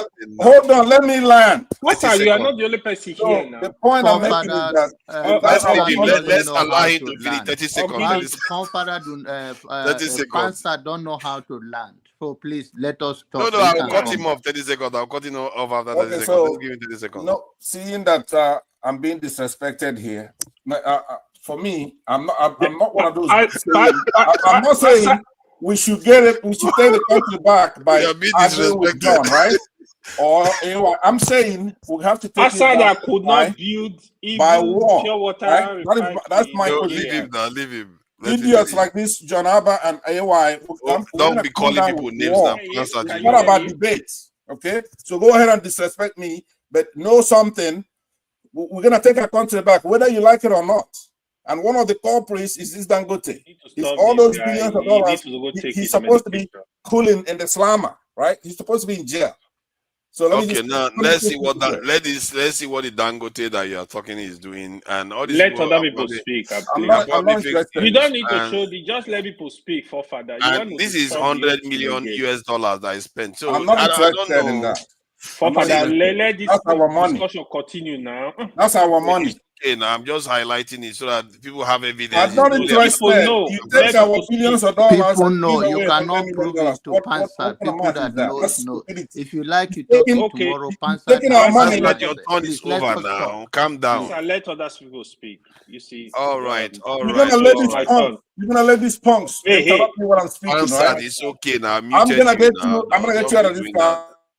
And now he wants to get me out too. Pastor, we have been getting on just fine. How did you start this again? Yeah. Pastor, he does not even have a single pure water factory in Nigeria. He's talking about Dangote. Maybe he's even older than Dangote. You see, the problem of people on this platform, people think they are patriotic. They are not. I've said it, they only fight for their tribe. If the person is not for their tribe, they keep fighting the person. Dangote, I also have issue with him as regards the trucking system. This is the failure of the government, not only Dangote. By now, Nigeria was supposed to have a system, a rail system that only convey goods from the north down to the south. There is no reason why Nigeria should not have a rail system that move goods from, for example, from Kano to Lagos. But they claim that they are doing it now. That there are constructions. Like from Enugu to the north. Hold on. I'm not talking of rail system that convey people. It's strictly for goods. It moves goods. Even across, I don't know if they have it in Europe. Even between US and Canada, you have rail systems that are moving goods from I think Dangote has it now. Dangote has his own rail. I don't know about that. So Dangote truck, they've actually caused a lot of issues on Nigeria roads. There is no regulations, even with the trucking system in Nigeria. Most of the truck you see on the road, they are not roadworthy. If I'm in Nigeria, I don't go on their front, I don't stay on their back. I make sure I stay away because these people are crazy. In civilized country, they have to make sure trucks are roadworthy before you allow them to go on the road. However, the benefit of Dangote companies in Nigeria, we've actually benefited more than we're gonna stay here criticizing him as if he's doing nothing. He's doing something. To be honest, yes, you can criticize him for some issues. The Dangote I know, both Dangote, Femi Otodola, these guys, they put in a lot of money to the Nigeria system, supporting education, supporting a lot of people across the country. This is actually a fact. But are they doing enough? That is question mark, right? So we can't just come and just criticize them. What? Okay, even the other time the refinery was coming on, we are here criticizing. Why don't we have people in the steel industry? Why don't you have people? It's now people are even investing in the power industry. Yes, telecommunication, Mike Adenuga was able to, is one of the Nigeria that was able to invest heavily in the telecommunication. We need more people. Jagu just said now, he's not scared of, he believes in Nigeria, he want to move there. All of us here, we are guilty. We should also be thinking, what can we do in Nigeria to benefit the people in our small way, little ways? We can stay in abroad, be eating chicken and rice. Yes, we live it big, we look fresh, but we must remember our home. We can't completely say, oh, because the system is not working, to hell with Nigeria. When I hear people speak here, oh, what has Nigeria done? What is Nigeria? Nigeria has done something for us. Let's not keep deceiving ourselves. All of us that grew up in Nigeria, we attended schools that you literally pay not little in university. The truth is, Nigeria trained doctors. They pay the cheapest amount to graduate from medical school. When you go to abroad, it's government that subsidize all this stuff. AY, I beg your pardon, and I beg your pardon again, panel. Can I just put this in, AY? I beg your pardon. What you're saying is perfect. I just want to say this. Fundamentally, me as a diaspora Nigerian, if you like, been out here for a million years, you know, born in Nigeria, I'm out here. The greatest thing that Nigeria has ever done for me is to birth in my parents. They make me a Nigerian. They constitute my Nigerian spirit and heart. Exactly. They give me my fortitude. If we don't understand that the family in that place that we call Nigeria is the one and only real institution, we're sleeping. Real home we have. We should stop deceiving ourselves. The other day, when we were discussing about Kemi, people were here, bashi. Listen, for me, I don't know about you people.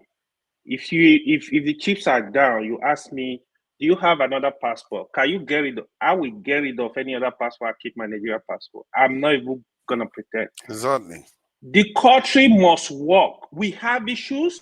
Let's understand we have these issues. Let's be discussing, looking for a way to make the country work for everybody.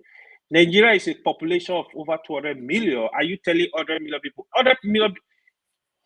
30 million people cannot even go abroad. So you have to fix the country for these people to stay in that country. I live like normal human being. We have to fix Nigeria. When people come here, you keep like, oh, Nigeria has never done anything. Nigeria, you still hold Nigeria passport. You go renew your passport every how many years and make sure you have Nigeria passport. If you think Nigeria is so bad, you don't want to have anything to do in Nigeria, please tear your passport, submit your passport, denounce your citizenship, and say, I will never come to this country. Come on, guys. I'm not in support of any government. I don't want anybody to accuse me. Oh, no. The point is we have issue. I recognize we have this issue. We have to look for a way to solve our issue. Let's stop fighting ourselves for nothing. We have issues. Let's face the issues and look for a way to solve them. Thank you. Yeah, thank you for that, AY. Janaba, I want to say something. Yeah, please go ahead. Thank you, forefathers. Just like everybody else have said, we have no other place. A grown-up people like us, we cannot be denying where we come from, even when things are not working. Then you have to beat our chest and say, why not me? Make it work. That's the measure of a man.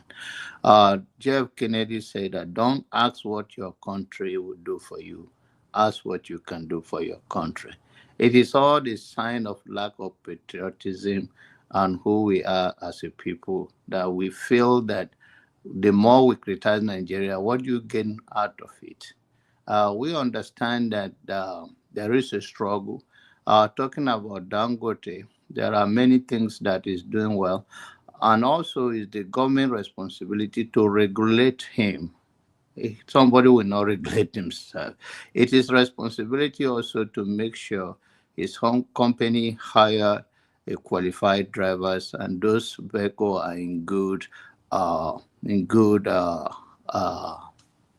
condition to operate on the highway, because the honest is that truck of Dangote have killed so many people around Nigerian space. That is the truth. But then the government should not be taken out from being blamed because of lack of regulations. So it's also when you put the value of your citizen as a priority, you also make sure they are protected from all this kind of calamity that we cannot take away. Well, hopefully those that choose is a tribal issue. Whenever somebody's name is mentioned, whether it's Fulani or Saflani, and it rises person's blood, and we question ourselves. The very white people that colonized us over the years, and we find ourselves in their country on our own. We never do anything to them.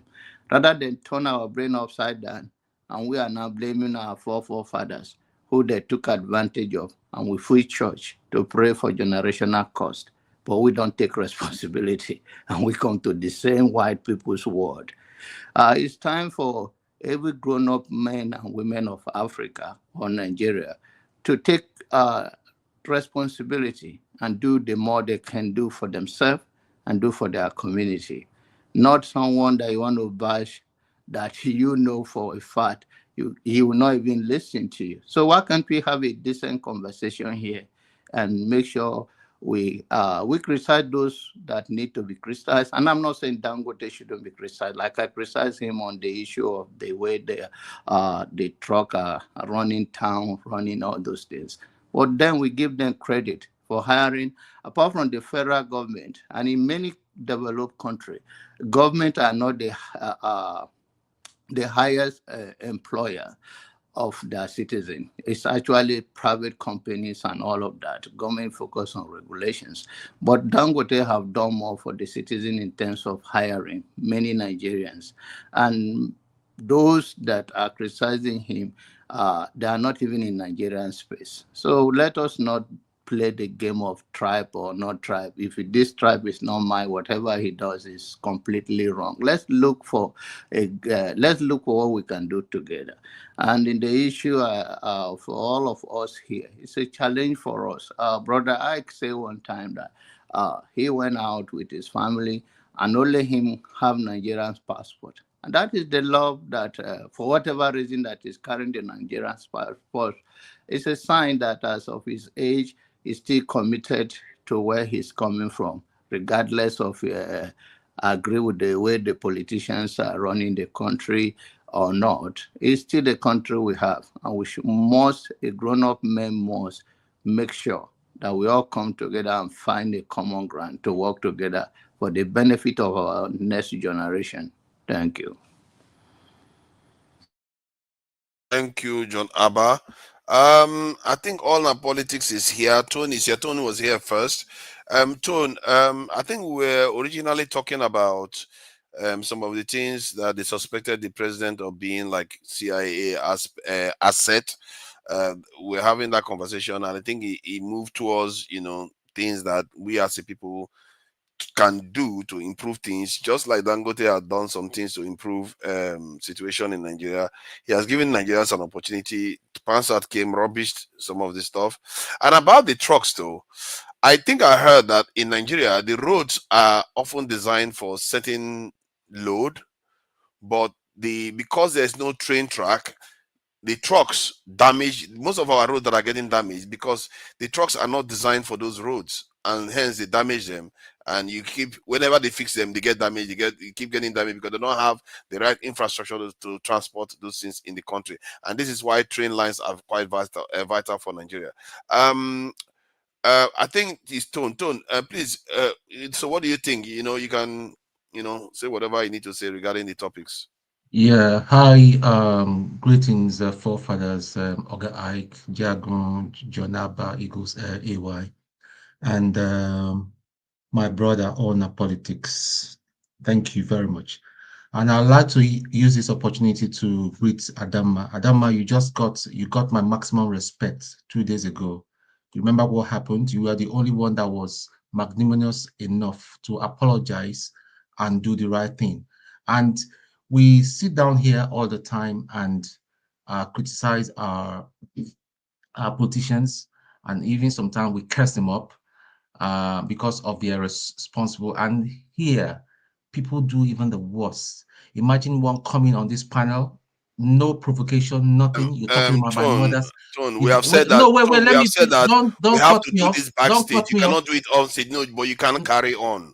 Rules No, I'm have going to to apply. no. I'm just going to finish this. I'm just greeting the person that if you do the right thing. If I'm being beaten up, forefathers, and you look away and I'm murdered, that is not it. That's the point I'm trying to make here. So thanks for those who stood up very well. It was only Adama. Others looked away. Pansat called abuse my mother and call and call out my I think mother's they've said that private. we should not be doing this here. Somebody, a 70-year-old man Don't do behaving like a this. child. It's pathetic. Okay, let me go straight to the point. But he's going to come back. I'll have him because it's now become a personal thing between me and him. Right. The other night, some certain fake pastor came and was moderating about this, and I gave my own candid and personal opinion, and I still sit on that opinion that Tinubu cannot be an asset.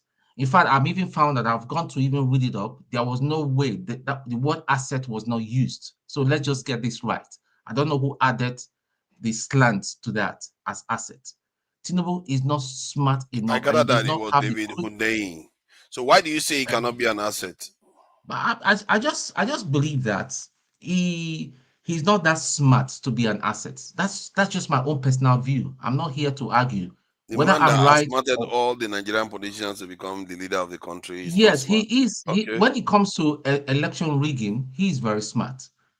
He is very smart. America defended him or decided to keep the key information. And even think about it, forefathers. If those information were even released, would it have made any difference? America cannot send soldiers here and say, no, you rigged, that Peter Obi must be the president.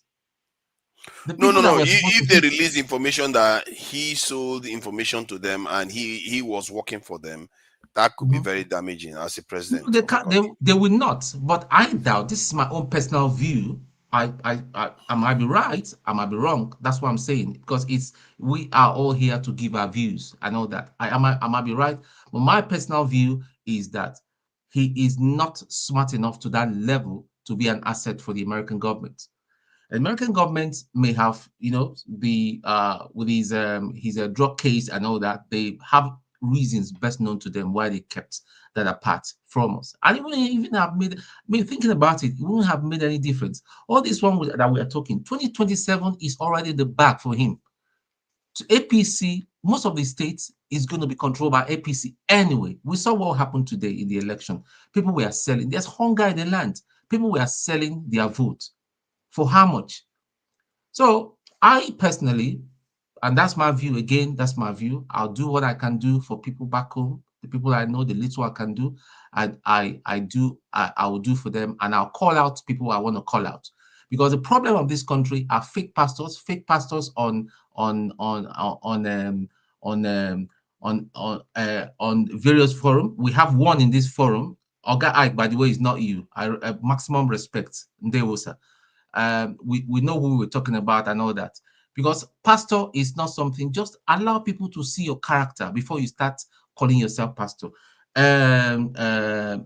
RCCG and all that. Imagine telling us that you prayed. If it's not for your prayer, that the exchange rate would have gone to 10,000 to 1. We're not ready. We're a joke. And yet somebody is criticizing Dangote. Is Dangote truck the only truck that is plying Nigerian roads? Is it Dangote that put in the rules that there is no there are no checks and balances for the heavy trucks that plow on the road, or the substandard road that they build in Nigeria? We're just bashing him because of our ethnic bigotry, and this comes from Igbo people. The old man, the shameless 70-year-old man that calls himself Passat, comes here calling out the Muslims, and we still allow him on this panel. People say less things and all that, and they are taking off. So the thing is, that is the problem. That is a mirror of Nigeria. That is just a mirror of Nigeria until we start saying the truth. Whether the truth will affect us, our kingsmen, the people from our village, from our ethnicity, we cannot move forward. Thank you. Thank you, Tone. You've always been steadfast and being level-headed. It's not easy. It's really not easy. People assume that to be dispassionate about issues is easy. So I appreciate you for that. But let's try to keep personal matters. Father, please, we need to correct something. Sorry, we need to correct something. There's something that Tone said here. Personally, I don't buy the I don't want it. Please listen to me. Listen to me. I have not done this before. I have not done this in panel before. Please, I want you to listen to me. the word that he used, the word that he used, I don't like want to it. deal with that, let's deal with it backstage. The rule says that Dr. Dameji said they should deal with it backstage. Can Topper or Adama, if you have the email, let's share. No, we need to correct some impression. He cannot just come and say Igbo men that you said, because most of the people here, you have to use the word some, not most, because you are right. You are trying to paint everybody. I am an Igbo man. I'm a correct Igbo man. You don't have to say that. It's very wrong. That's the impression you need to correct. Or that's what he meant. What's wrong with you? Shouldn't use anything. If I want to address people, address somebody direct. So when I'm talking, if somebody make a statement, if somebody drop a statement, he call the person direct. Do not come to a set of people and begin to call their names. It's very wrong. It's an heavy insult. I agree with you, Eagle. I think if you want to refer to people, you have to use some, because clearly it's not all Igbo people that are like that. And I think Tone probably meant that. I don't think because he's not including himself, is it? He knows what I meant. Why are you trying to be mischievous? So, you know I'm not referring to all Igbo people. Have I ever attacked you or saying that you said something? You know, I'm not saying attack. When your statement somebody you drop, you bring it generally, and not supposed to be generally. This is supposed to go direct to the person that involved. Don't generalize, because your statement that you use, there's language you use, it becomes general. Thank you. Wow. I think all our politics. I think Jefferson, you were next. Not Jefferson, keep dropping in and out. Jefferson, welcome. I think we talked about this to an extent yesterday. Maybe you should just pass so that some other person can talk. We talked about this yesterday about the president potentially being a CIA asset. And you heard about what they said about Dangote. And there is this topic that I wanted to highlight. I think since everybody is mentioning Dangote, let me just mention that. They said after 2 months of Dangote supplying petrol in Nigeria, Nigeria is still importing petrol. In other words, we are still spending hard-earned dollars to import petrol when we have basically a petrol station in Nigeria that can supply everybody. You see this? You see, I'm trying to give him update, and he's greeting neighbors and everybody. No, okay, don't worry, I can talk. No, go ahead, I can talk. Good afternoon, good morning, good evening, all of you. It seems you are in Nigeria. I'm in Nigeria. Let's leave it that way. Wow, you're in Nigeria. Wow. Yes. Your connection is good, I have to say. Yeah. So I've written all of you.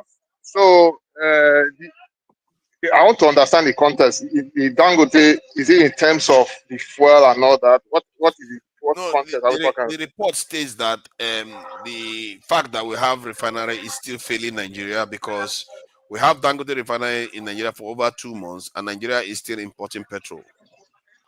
Okay, let's start. Okay. Let me address something here.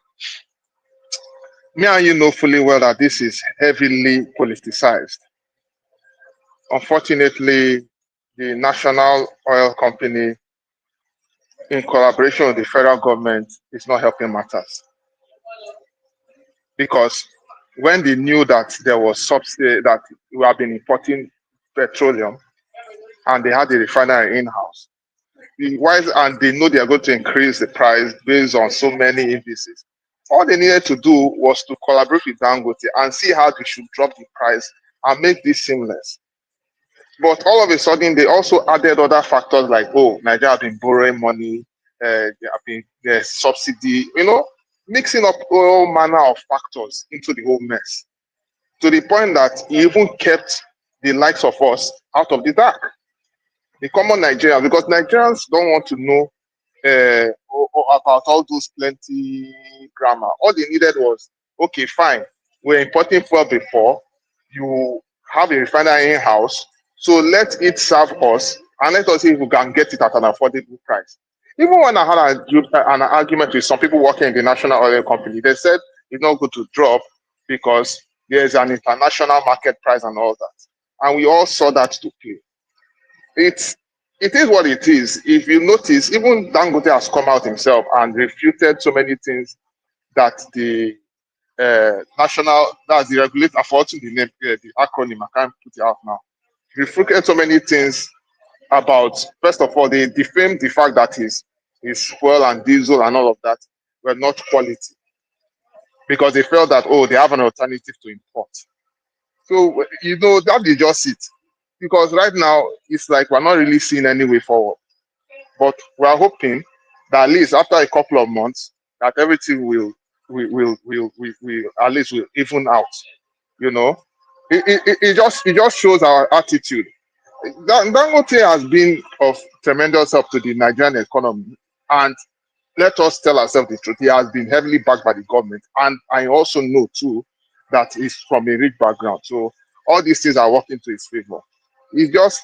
I would just say that they just need to find a way to see how they can resolve issues and make sure that the refinery is very, very sustainable and helping the economy.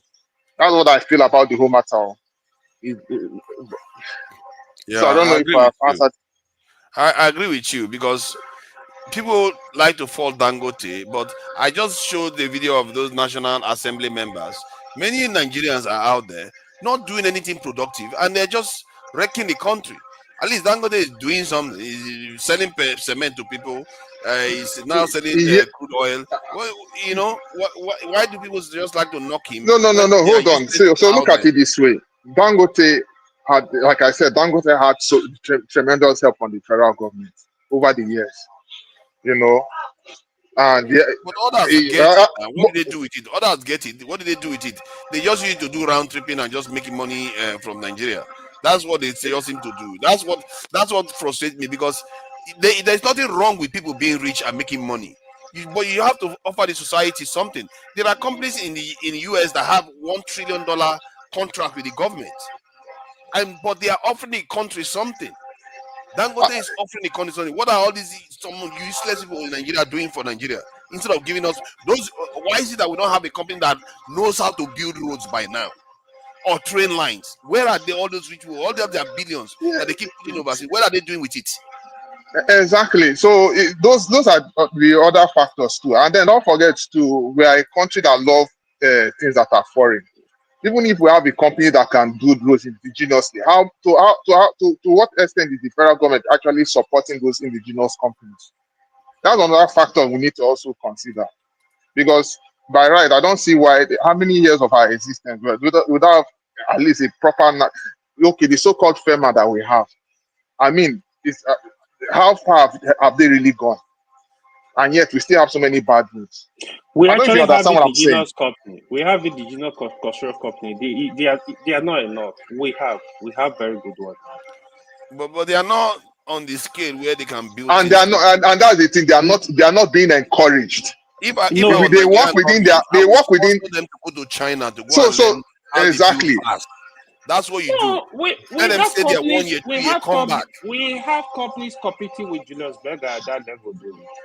Yeah, there are a lot of companies. There are a lot of companies, is a but big company doing big stuff in Nigeria. Exactly. Yes. Which company? So I know Setraco. I know Setraco. There is one RCC. There's RCC. They're doing big projects in Abuja across Nigeria. Doing major roads network. Yeah, we still need more. We see Nigeria is we need more. And look, I'll not lie to you. Our politicians are equally not helping matters too. They also cherry pick who they help and who they don't want to help.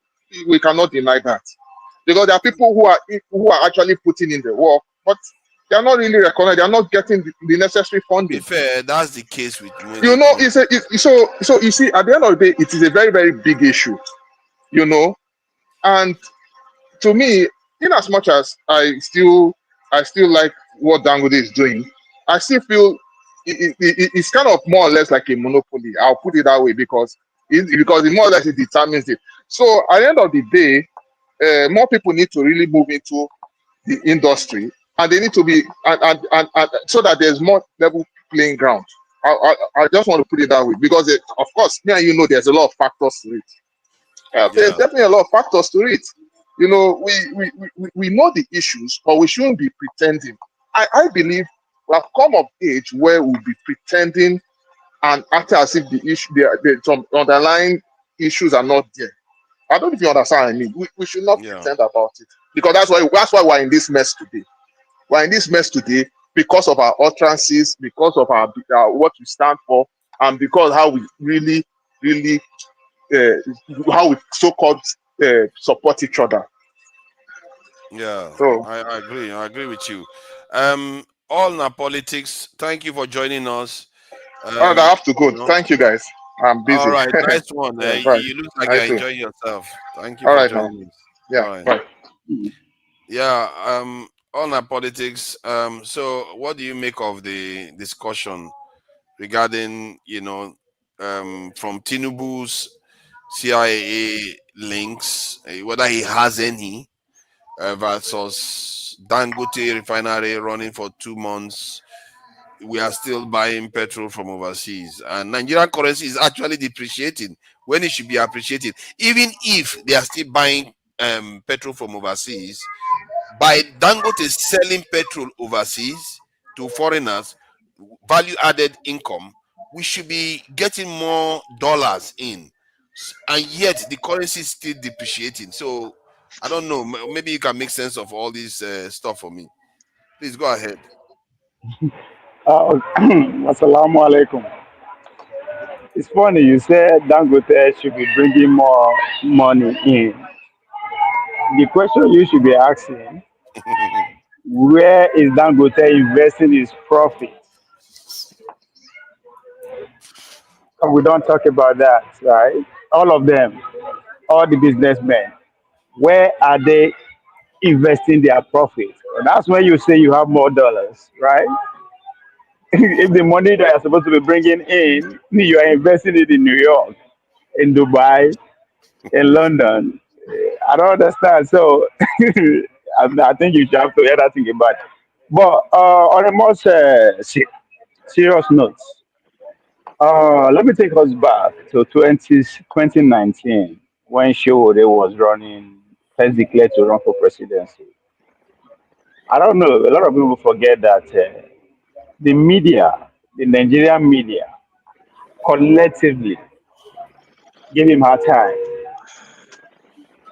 They see him as somebody who has, over the years, when I mean over the years, is the reign of Sahara reports, has either take their bread from them or is exposing their organs. So it was a hard fight. Even Showore over time, it said it almost all the time before they could actually give a little bit space. I mean, this is presidential candidate who is running for election, but they gang up against him. Now, I said that to say when you are seeing somebody and your screen, all the Nigerian media, from all the TV to newspaper to radio station to the YouTube guys, when you see person like that, it doesn't matter who, know that whatever that person is saying is in favor of the elite. Even if the narrative is wholeheartedly against that person speaking against them, just sit down and think that that narrative is actually in their favor. That's why they give that person. Are they going to play?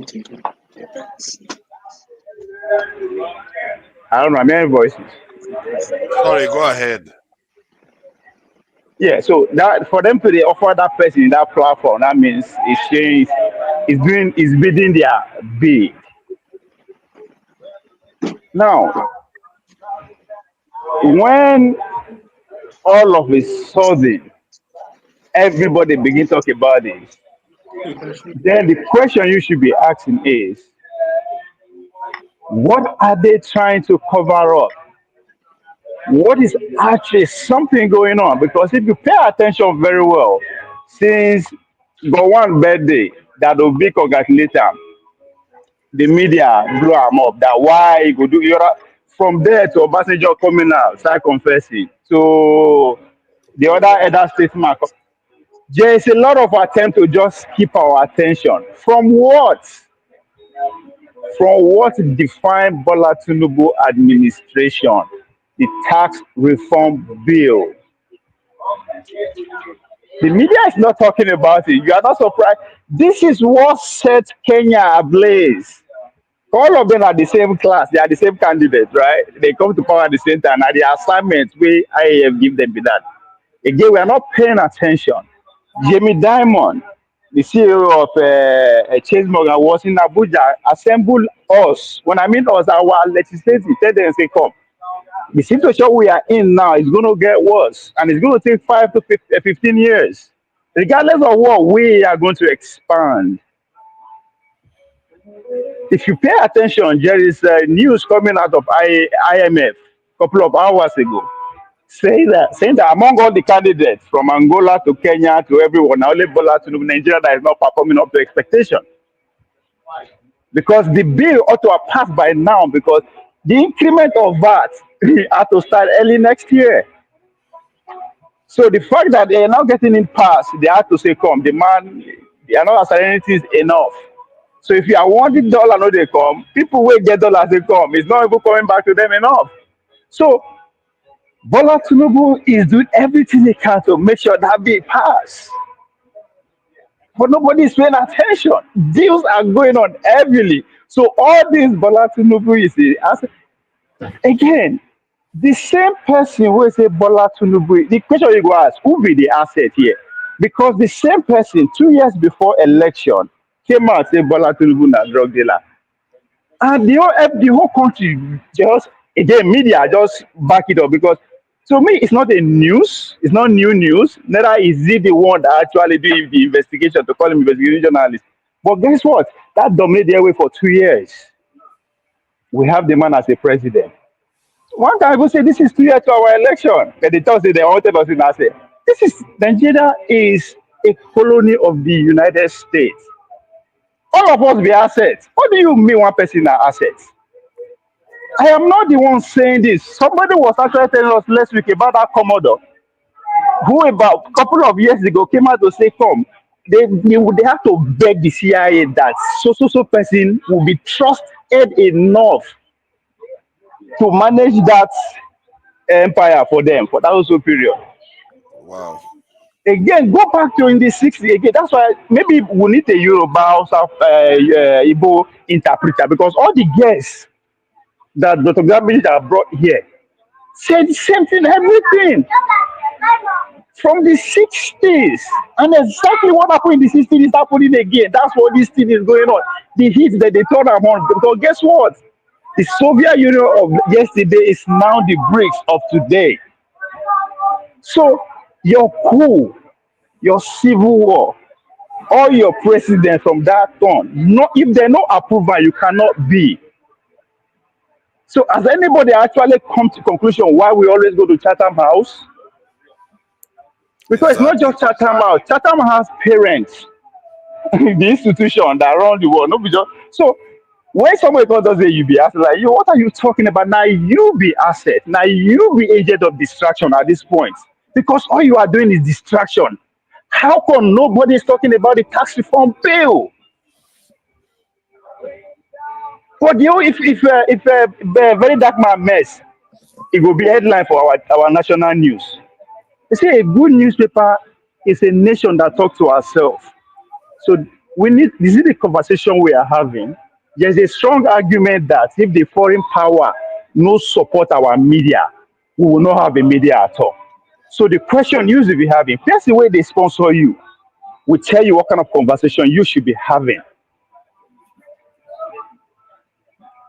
So all these things are all distraction as far as I am concerned. From where I'm seeing things from, I could be wrong, but just give me a couple of days to a week to the end of this year to see how the bill go pass or you know go pass. And if it pass, give me 3 to 6 months to a year to see the implication, because we go feel them. We might not see the implication, but we go feel them. Kenya is also back to Kenya that the bill had to pass. Because that is where we are. Now where we did now be that. There is no you don't have the luxury to be, you want to be neutral. It's either you are all in with the Western capital ideology or you are going with the BRICS. Whichever way you go collect. Pay attention. Germany they call for another election. Everybody is evaluating. They say, they like, what conversation are we having? Just leave your country alone. Go to Germany, what country convention are they having? The change that has come is no longer coming because you pay attention to Donald Trump appointments. The change that has come in the next 5 years, I swear to God, the way we see the world now is not going to be the same. You can see I'm a conspiracy theory, but may God give us time. You understand? The tech guys that's taking over government, they will rewrite everything. Just pay attention. It's happening as we speak. I know they talk of when I talk last year, they say I do they talk. It's When happening you right say now. the world is going to change, how would the world look in 5 years' time? In your How will the opinion? world look in 5 years' time? Now, let Yes. me even use you. Let me use us as an example, right? The possibility that you can sell your oil to Ghana, you as a Nigerian, successfully you go ship and go Nigeria is not guaranteed. That one matter no go hijack am.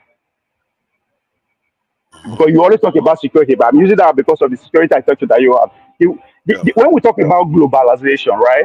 It is the sea route, the deep sea navigation. That's actually the bench of globalization, which in other words, now trade.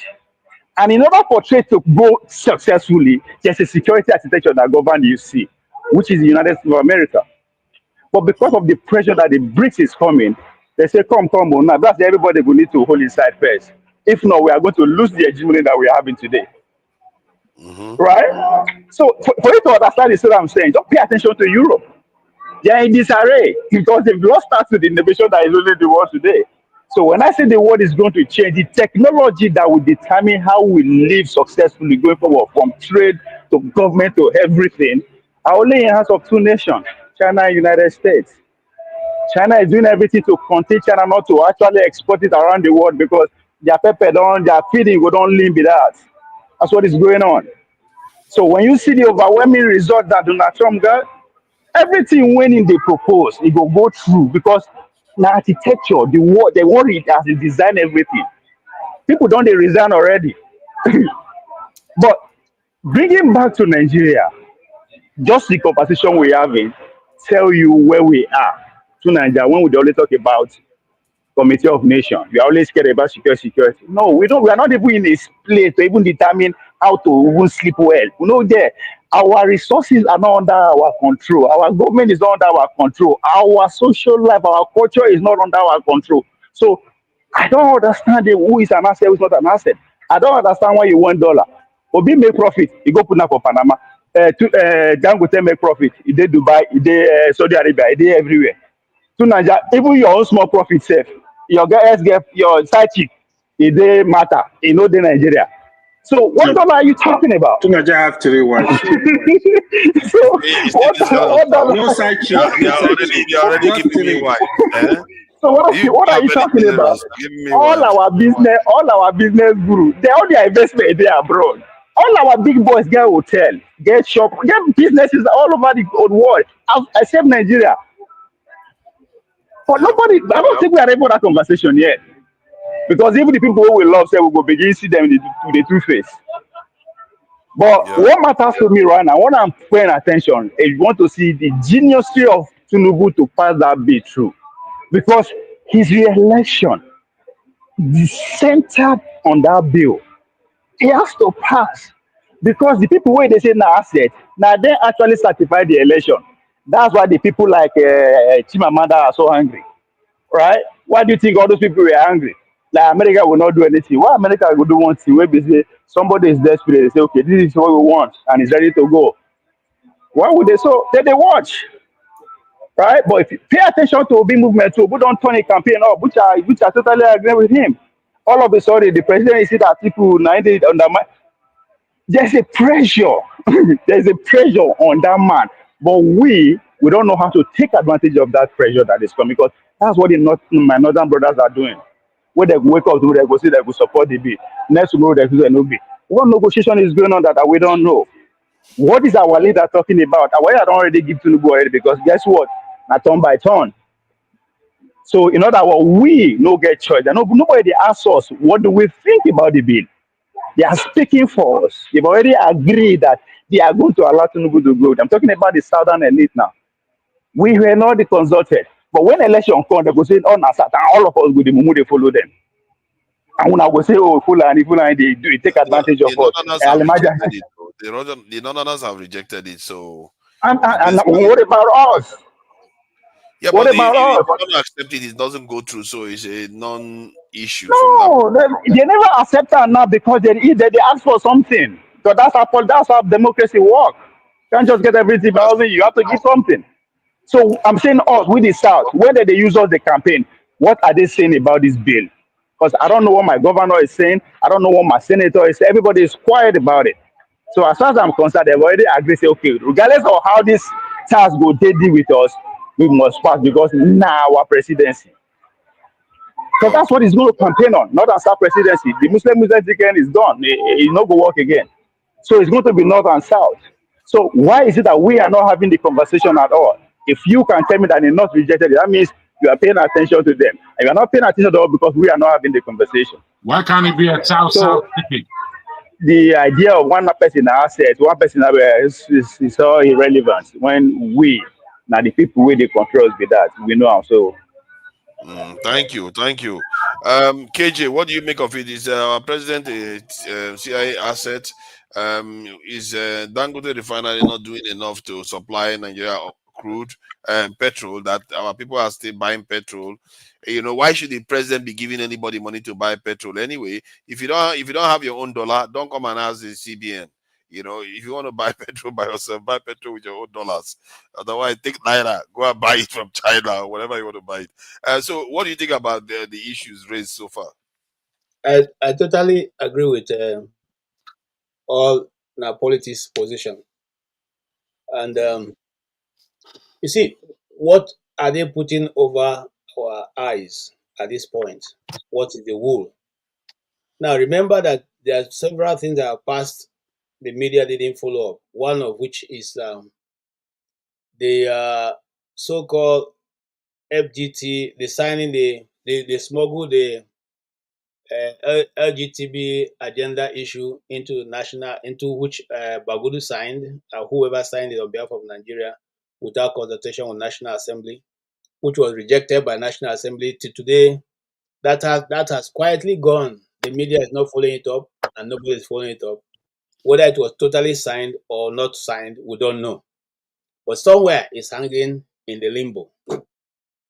Up to this moment, nobody in Nigeria can tell you exactly how much the price of crude oil or the price of petrol when it's been brought into Nigeria.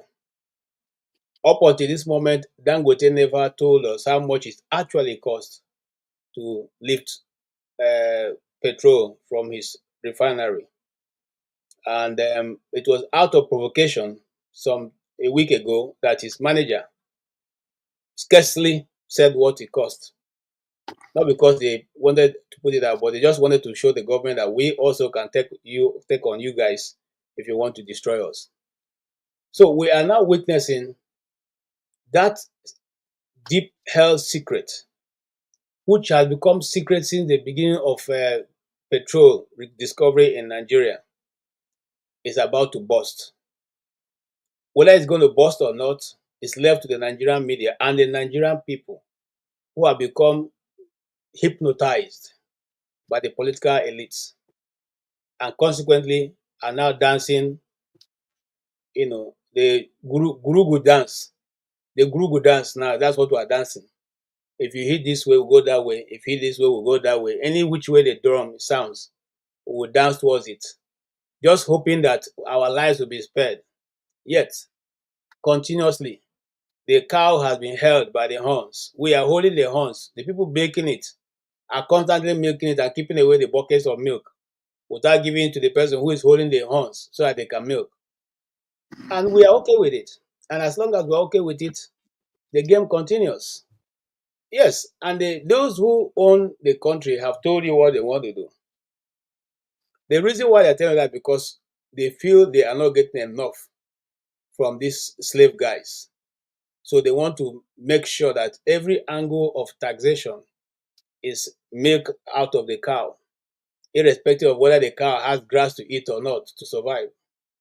And the reason why the northern governors are rejecting is because they see it as a way of trying to assert more pressure on the North to either produce something more or to be ready to share from what they only produce. That is the other part of the tax bill which is not being discussed. And their argument is that you cannot put more pressure on our people because there's no work for anybody to do. However, when the national, if you like, money comes in, it is shared based on population. It's not shared based on what you put in. It's not shared based on, okay, the same equal. It's shared based on population and local governments. So, are we going to continuously to roll in that direction, or do we bring some form of equity? That's the question for Nigerian people to answer. And you see, I don't want to dial back, but sometimes some of the things, some of our panelists say, it's a bit worrying to me. Okay? Let's always remember to deal with the issues and leave the people out of it. I mean, that will help us. Now, going back, I don't want to, digress myself. Here's what I will say. Until we learn to play this politics at that level, futuristic, that's what it's called. I don't know if we have those courses now in the university. Until we learn to think in that level and bring our best hands if we're ready to build a nation. But right now, I don't think Nigeria is ready to be a nation because no nation works in this direction. I'll give you an example. If you listen to the international policies being played outside of Nigeria, if it's in the United States, the Democrats will always have one position. The Republicans will always have one position, irrespective of who is speaking. If you speak to the first Republican senator, he will still be able to articulate what their position is, not deviating from the main target. If you speak to a Democrat, they will be able to articulate what the problem is or what they are trying to achieve by where they are going, not deviating. But in the context of Nigeria, you can't speak to one senator and get the same response from another senator. All of us have different idea what we want to do, where we want to go, and how we think the country should be run. If you speak to the people in government, you can't get any one straight answer from a minister who is telling you this is the direction we are going to. You don't even know some of the ministers who are supposed to be making a difference. They are minister for nothing. Now, we are even saying that the government is too large. We're even creating more ministries and more parastatals and more people coming into the fold. And you stood up and say, we are bringing Aristona's report. We are going to implement Aristona's report. At the Aristona's report, the major point is to reduce the cost of governance and reduce the ministries, but you are creating more, yet you are trying to implement that. So you see that at every point, there's a discordant voice coming in. The presidency is speaking differently. The development ministries are speaking differently. The Senate is speaking differently. The judiciary is speaking differently. It's only now that we realize that the judiciary is under Wike, who should now be one to finance and house all of them. It has never. We thought that the judiciary used to be an arm of government itself, equal arm of government. But now I realize that, it is true. They're supposed to be under Wike, who is the madman of Abuja, and now can grab land from people and give to his friends. What am I trying to say in essence? If you of all have painted, is there anything that looks like a government working towards a direction, towards a target? No, we're all going to whichever direction we want, and wherever we meet, we'll meet. Is that how we're going to build the Nigeria that people are telling me I must be proud of my passport? Is that how other nations are able to coordinate and be able to be a nation and take on the perceived enemies and destroy them? Nobody. A house divided itself can never stand. We are already too divided, too segmented by tribe. And let me say something. And I start with proving wrong. No nation who have driven itself to the point where we're driven, talking about different ethnicity and all that ever come together to make any difference. Rwanda is just an example. And how long is it taking them to build? Let me be proven wrong. Okay, so it is difficult where we have driven ourselves, both as individuals and as a government. As long as you see the Igbo man as your problem, the Yoruba man as a problem, we will always have this thing being played up every blessed day. Last week, it was the Igbo question that was trending in Nigeria. And every media was bringing it up because the Igbo have become the poster boy When a politician loses a position, he'll find something to say about the Igbo. So the national discourse picks up again. And then we all begin to speak. Ah, yes, this, that is in support, against. And that will take the whole nation. Who does that? Who does KJ, that? the statement you make now, but Rwanda are doing well. They are doing well. Who? Rwanda as a country. I said, but Rwanda. The only reason why Rwanda is doing now is because you of course, you know who is financing Rwanda. You know, and we know how Rwanda is not even doing that well anyway. In terms of Nigerian, in terms of for argument's sake, give it to them.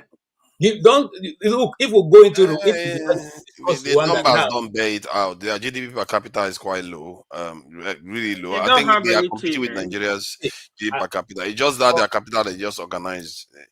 Even once one area in Lagos can sweep all Kigali. You can't compare Rwanda and Nigeria, of course. Rwanda is a small country compared to Nigeria. All I'm simply saying is, for argument's sake, Rwanda is doing well. Let us give it. Let us agree without conceding that they are doing well. But the issue of tribe, if you read a lot of literature, you will have read about the lion and the jewel. The gods are not to blame.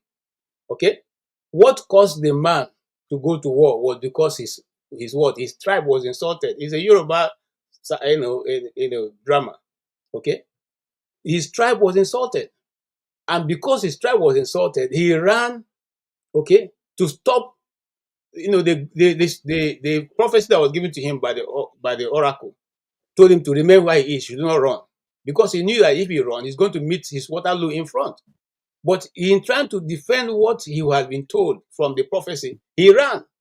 And when he ran, he met a man who insulted his tribe, and he killed the man, thereby fulfilling whatever the oracle had told him before he started running in the first place. My brother, as a black people, we know be Oyibo, we got custom, we got tradition. We respect one another. Our tribe will hold dear to ourselves. Okay? So as long as the issue of tribe is not handled, we ain't going nowhere. Period. KJ, let me ask you a question. Hold on. Father, please, let me ask KJ a question. I'll say this and I'll leave you to say what you want to say. I want to ask you a question. You and I have a state where we are still asked, what is your state of origin? It's on your paper. You write it. I am from this. This my local. Your state of origin in Nigeria. You're not in Nigeria. These are the things that have divided us and segmented us, and therefore we cannot come together. The center can no longer hold. Yes, go ahead. KJ, this is a very straight. Sorry, Tone. This is a very straight question. With all the problem we have in Nigeria, with the issues we have, do you think, in your whole honest assessment, any tribe, especially the three major tribes, do you think any of the tribe is innocent of the problems? Mm-hmm.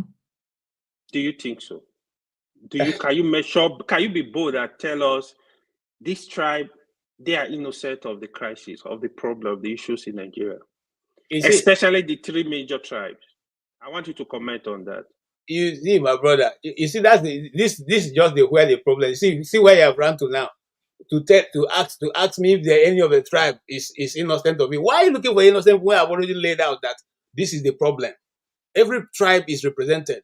Why do you want me to begin to say this is the tribe, this is the tribe? No. You could say there is no, all tribes are compromised now. So you are saying all the tribe are not innocent. None of them is innocent. None of them. Is that what you say? Or no? No, we didn't answer. People are listening. No, wait. AY, KJ, my brother. I'm an Igbo man like you. I know you're very passionate about our concerns, our welfare. We shout. But listen, we're not the only ones suffering. The other day we had the EPA come here. I think it was that same day or the day after, if my memory serves me right. Soldiers were murdered on Umuahia by the militant group of the IPOB. They did not hide their face. This is not unknown gunmen. Now we will be complaining that why is it that we have so much checkpoints? Let's be honest, like AY is saying, we're all guilty. We're all part of the problem. That is what I'm trying to say. We're all part of the problem. Whether we want to admit or not, we're all part of the problem. There are some part of Abia State right now that you can't even go. In the night, even there's funeral and all, everybody's going. I don't know whether it was Oga Ike that was saying the other day. I'm not sure whether it was him saying that all the grown men, all the grown males have left the village, else they will be picked up. Why is that happening? And yet we have somebody that is rubber stamping, killing Nigerian soldiers. It is You want me wrong. to answer that? Are you Stone? Are you really serious asking me that question? As if you don't know. I'm just commenting. I'm not commenting. I'm not really. I'm not putting you. I'm not KJ. I'm not putting you I'm not putting you on the platform. I'm just commenting that when we are talking, we should consider the whole the whole situation. We are not innocent either. Igbos are guilty.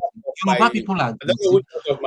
Hausa people are guilty. And by the way, it's not a religious thing. Boko Haram, that is documented. Boko Haram have killed more Muslim people than Christians. If you want to know, I don't know where you get that information from. But I want to hold on. KJ, later drop your email. Me and you will talk privately. I don't want to talk. See, okay, look at Balagbaja. Have they told us? Have any of us wondered how did the man just suddenly die? Remember when he got leaked? They debunked it, saying that it was a rumor. It was a week after or thereabout. They told us yes, and then Tinubu came out himself. Who leaked it? Who first leaked Lagbaja's death? You know, somebody from the military. No, somebody from the military.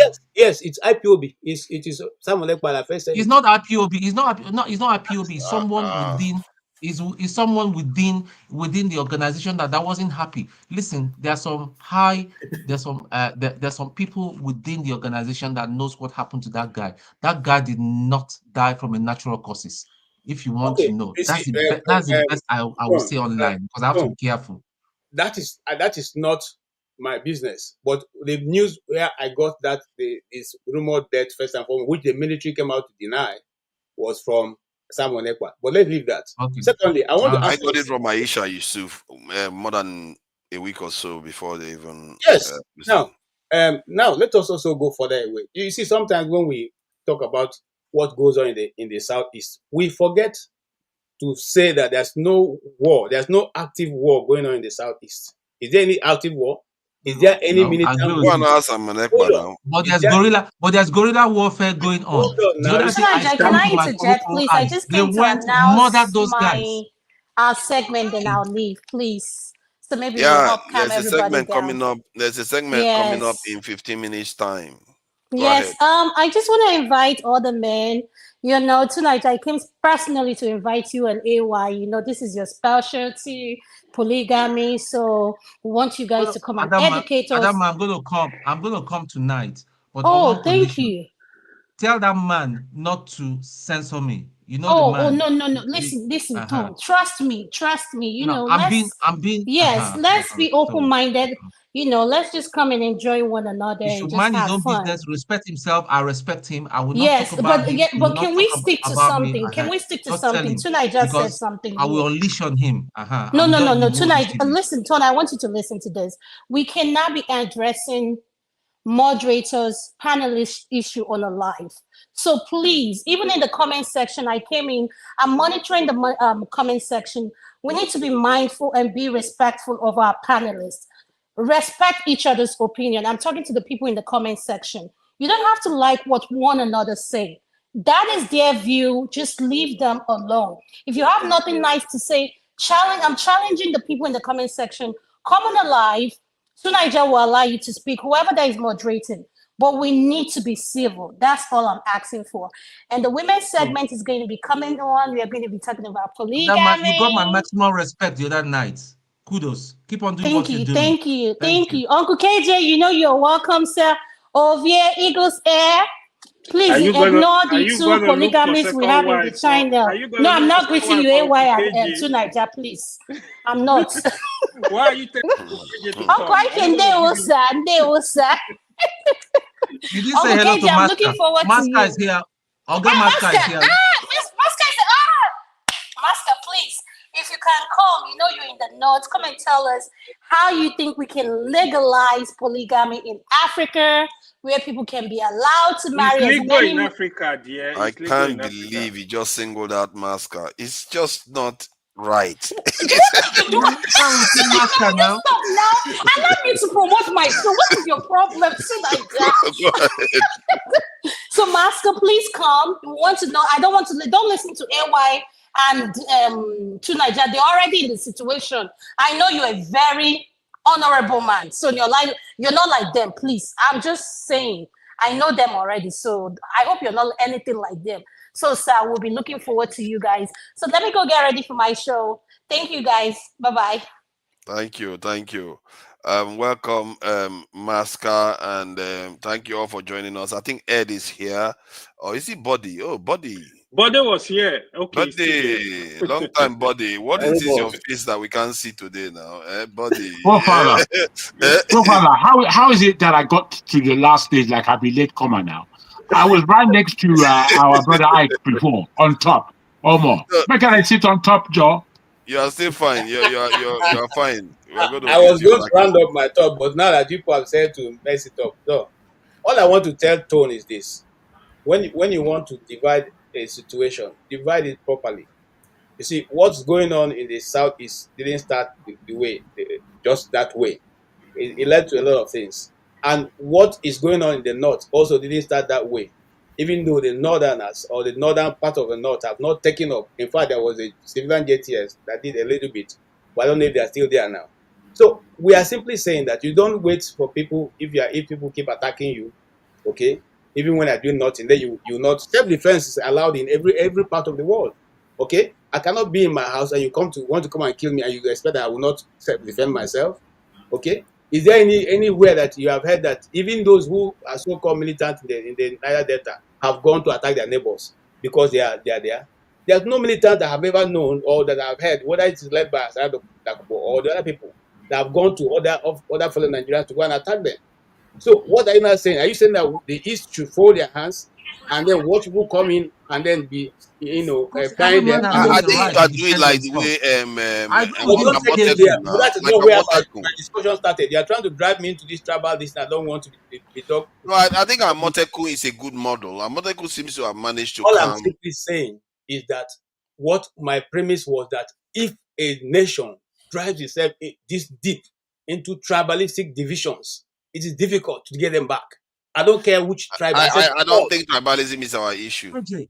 He just said something that is I very think remarkable. tribalism is our issue. It's not even close. Wait. Forefathers just said something Hold remarkable. on. We keep saying that it's not our issue. But what divided the people when they came together to the end bad government? What divided them? What divided them? What stopped the initial demonstration that was going on in Abuja against the government? What stopped them? What stopped them is because Sufferhead never hit fan. No. That is why. If you look at what Niger triggers Delta other boys have nations, never killed it's far worse the than Amoteku what people Nigeria have is never going killed through. fellow Yoruba people. But why is our militant group killing some of our Igbo people sometimes as well?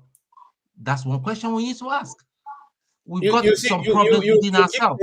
And when this occurs, we say it's not them. That is some people pretending to be Igbos. What angers me is that you want to forget that people in the East have done a lot of research on what goes on in the East. Yours beloved, when I used to act in NTA, one of NTA program, we're doing a television. That's the first time I discovered that thieves use Igbo names. Okay, we're using police station to shoot that movie. All right, and while we're sitting at the counter, some people came to rescue their brother, and they were asking the police people, "This is our brother," and they say he's here. And the policeman said, "What's his name?" He said, he looked at the board behind. There was no such name. The guy said, "But he's here." This was Metama. This was the Metama. He said, "But he's here." The guy said, "Look at now. This is the name of people who have in our cell here. The name you're talking about is not there." Okay, so okay, Oga, bring the people. Bring everybody out. Then they brought the people out and he asked them, "You, this is your brother. Say, what's your name?" For the purpose of this, because I don't want to, give anybody any situation to think otherwise from what I'm saying. He pointed his name at the board. Then the guy asked him, "Are you Igbo?" He said, "No." "How come that's your name?" So all of them started laughing. The police people told us, because we are a crew, they are a crew there. Say that's how they come here. They have professional names of these people. But that's not taking anything away. We are not saying there are no bad people in Igbo land or not any other tribe. I'm simply saying that when you drive tribalism into the mainstream, the bloodstream of a nation, it eats it up. It eats it up. It's difficult to go from where You we mean are like going. America? You mean like America? America don't have Or tribes. the UK? They have tribe now. Well, if you the Republican and Democrat, they are their own tribe. Oh. One side says man and woman, and the other side says, "Are you crazy?" This is my own They are opinion. even worse. You can own yours. They wanted to stop. I think that our problem is because we are we've not experienced what can unite us. What unites nations is when they all face a common challenge, a big one, and they are forced to do it. Most nations, they didn't do it just because they love each other too much. Many of them are different from each other. Even in the UK, they literally hate each other. But they have to be forced together by events. And to be fair, events has not forced us together. That's why I say things never hit the fan. When things hit the fan, you know that our division is not as deep as we like to think. What can unite the people apart from hunger, forefather? What? Hunger just makes them frustrated because they don't have a common enemy that Guys, they can point them to. Yes. guys. There are many things. There are many things based on what you're saying that is allowing us to take this up for nearly an hour. Can we allow Masca to speak and allow things to emerge? Because the way you can be carried away, we don't know where we will end. Please allow other people to speak. You know what, Jagun? Yes, sir. You spoke well. You spoke well. Masca, please welcome. Thank you for joining us. It's good that you joined us. What brought you here today? You just came to say hi, or concede that you were with Tinubu when he was a CIA asset. How do you know, forefathers, that I just came to say hi to you people? I'm just thinking, it could be either way. It could go anyway. Thank you for coming in. The reality is that most of our senior people, look, America will not sit back and just let people be. They will try as much as possible to compromise as many people. I'm sure if we get to know the number of people that are on their payroll, we'll be shocked. We'll really be shocked. These are people that I don't like their approach to life, because people would say that your right stops where the other person's rights starts. But if you keep meddling in every other country's scenario, it's really not a good example. But I don't want to be dragged into that discussion. Sincerely, I just come to say hi to everybody. It's been a while, and at least one of the panelists reached out to me and sought to find out if I'm okay, because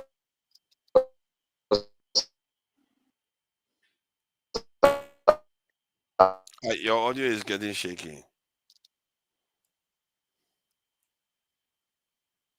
It's a shame. I've not been on the panel, and I felt it's only logical that I come back, show.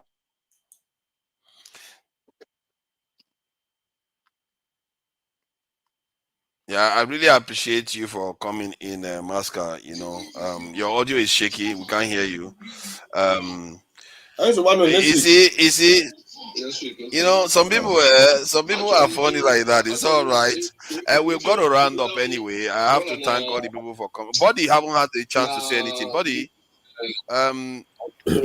just say your piece before we close out. Good day, forefather. Good day, everyone. Good day, why? I know. Which letter? Congratulations to you people of Edo on the inauguration of the new government. Yeah, I will speak to KJ. I wonder at times KJ claimed to be a journalist. I hope probably we should be writing for Punch or Vanguard. Because I wonder where you get your information from. Because it amazes me at times, like, all this beer parlor talks. whereby anything pass. You know, you personally Who's that? And scrutinize them thoroughly. Try, scrutinize them. Sit back, listen to yourself, and scrutinize those things that you said today. Whether they will pass scrutiny or fact check. That's what I would say. Who did you say should scrutinize this themselves? platform is bigger than what we're taking it for. People sorry, buddy. Who did you say should scrutinize what they are saying? No, I'm telling KJ to like sit back himself and jot down all you have said today and scrutinize those things, whether they pass scrutiny or fact check. Sit back, listen to yourself, write down those stuff that you stated today and fact check them thoroughly. You will see by yourself. Because at times at least, and anytime you talk, I usually try to come up and listen to you. Not to attack you, just to point you to certain things. Those things are not correct, are not right. So tell us what is not correct that I've said today. One, when I joined, you mentioned one thing about the issue of people killing, people changing names. We have common names. And you talk about the issue of the issue that happened during the week. You're talking about the issue of Lagbaja, that Lagbaja died a week ago, that you heard so somewhere. That's even not correct. That's a mere rumor. That's what they call fake, what they call grapevine in journalism. Those are the elements of journalism. Those are little things that you should know. I'm not coming to attack you, but just to like sit back on certain things. When you hear news in Nigeria, when you listen to news, either from Samuel Epa or whatever. Samuel Epa was here during the week. We could see, I couldn't join, but I listened to, we could see where people belong. People that usually come over the weekend that claim to be a Nigerian, a true Nigerians. We see where they belong. They come over here, they claim something else. On Saturday, during the week, they are claiming something else. It leads us nowhere. I don't know, Mr. Bodhi. You have not made any sense to me, but I leave you to your opinion. It's weak. First and foremost, you're just coming here to ask me. I'm telling you of my personal experience and the experience in the police station, and you're telling me it does not stand. That's an isolation. That's an isolated case. Who you be? You be God? That's what they call it. I'm asking you. At the hospital where the late general died, was he the only one there? You don't think there was some other persons there? Is that the first time we're getting first-hand information from the IPO that later on become news in Nigeria? And then whenever people come, you say conspiracy. My brother, go since you like to do research, go and research how many things you've called conspiracy have become reality today. Go and research. If you don't have it, come back. I will give it to you. Okay? On that note, thank you very much. Thank you, gentlemen. Thank you, gentlemen. Thank you, Oga Ike. Elame Fule for joining us. Bonaire BQ. AY, thank you for joining us. Buddy, KJ, Tone, Dexter, that didn't say anything. He just came on and disappeared. Thank you for joining us. And let me thank the people that joined us on the chat. Motown Unlimited. Nwachuku is there. Easy D. Adama, I think McEnelly, Ken Riba, AB, Guy Owalenle, Tone. I see you all there. Thank you all for joining us. I will have to close out now because there's a show coming up about polygamy. All those people that want to, support it, it's obvious they should bring it back, especially in the West, actually. Oh, fathers, can you give me 13 seconds? 13 seconds. Okay, go ahead. 30 seconds. 30 seconds. Okay, go ahead. My brother Toon, I don't know who has offended you yesterday or this week or next week, but I think with your level of training, you should be able to sometimes hold back your emotions, right? So I just want you to take it easy. According to forefathers, they said that they have an email where you can, send whatever happened on the platform instead of talking about it on the platform. Okay, and my brother, I love you, but try to your training you went through is supposed to be a very big plus. I'll calm down, but it's difficult when somebody says something terrible about your mother. Yeah, I don't have know. a relationship with this guy, I know. I didn't even speak to him. He just came out of the blues. I know. Thank You know, sir. sometimes it can happen, but you know, sometimes silent is golden. You know, not that you're weak, but you use it to teach other people something. Okay. Thank you. God Thank bless you. you. Wise words. A Black Beauty. Thank you for joining us, Henry Johnson. I see you there. Jagon, as always. Thank you for joining us. You know, Topeo is Madame Topeo. I'll call her Madame because she's really a supporter of the channel. She's moderating, I think, making sure people keep themselves in check there. Spyman, I see you there. Tim Gaddis. I see you there. Thank you for joining us, Tim Gaddis. And Sake, I see you there too. Thank you for joining us, and hope you'll join on the new show. I am Biosa. That's quite a neat name. Thank you for joining us. I am Biosa. Chibike. Thank you for joining us, Chibike. Felix. We see you there. CJ Okonkwo. Is it the Okonkwo we know? I don't think so. Thank you for joining us, and till next time, we'll catch you again. I hope you all have a good day, and if you are going to the live stream, I hope you enjoy the next live stream, and I believe it's going to be quite interesting. Bye. Arise, O compatriots.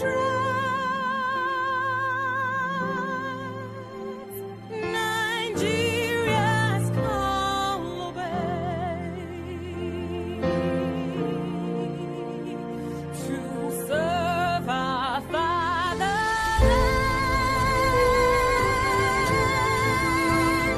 We love and strength and faith. The labor of our heroes past shall never be in vain. To serve with heart and might, one nation bound in freedom, peace and unity. Hey, that's so. Oh yeah. Arise, O compatriots. Nigeria call obey to serve our fatherland. We love and strength and faith. The labor of our heroes past shall never be in vain. To serve with heart and might, one nation bound in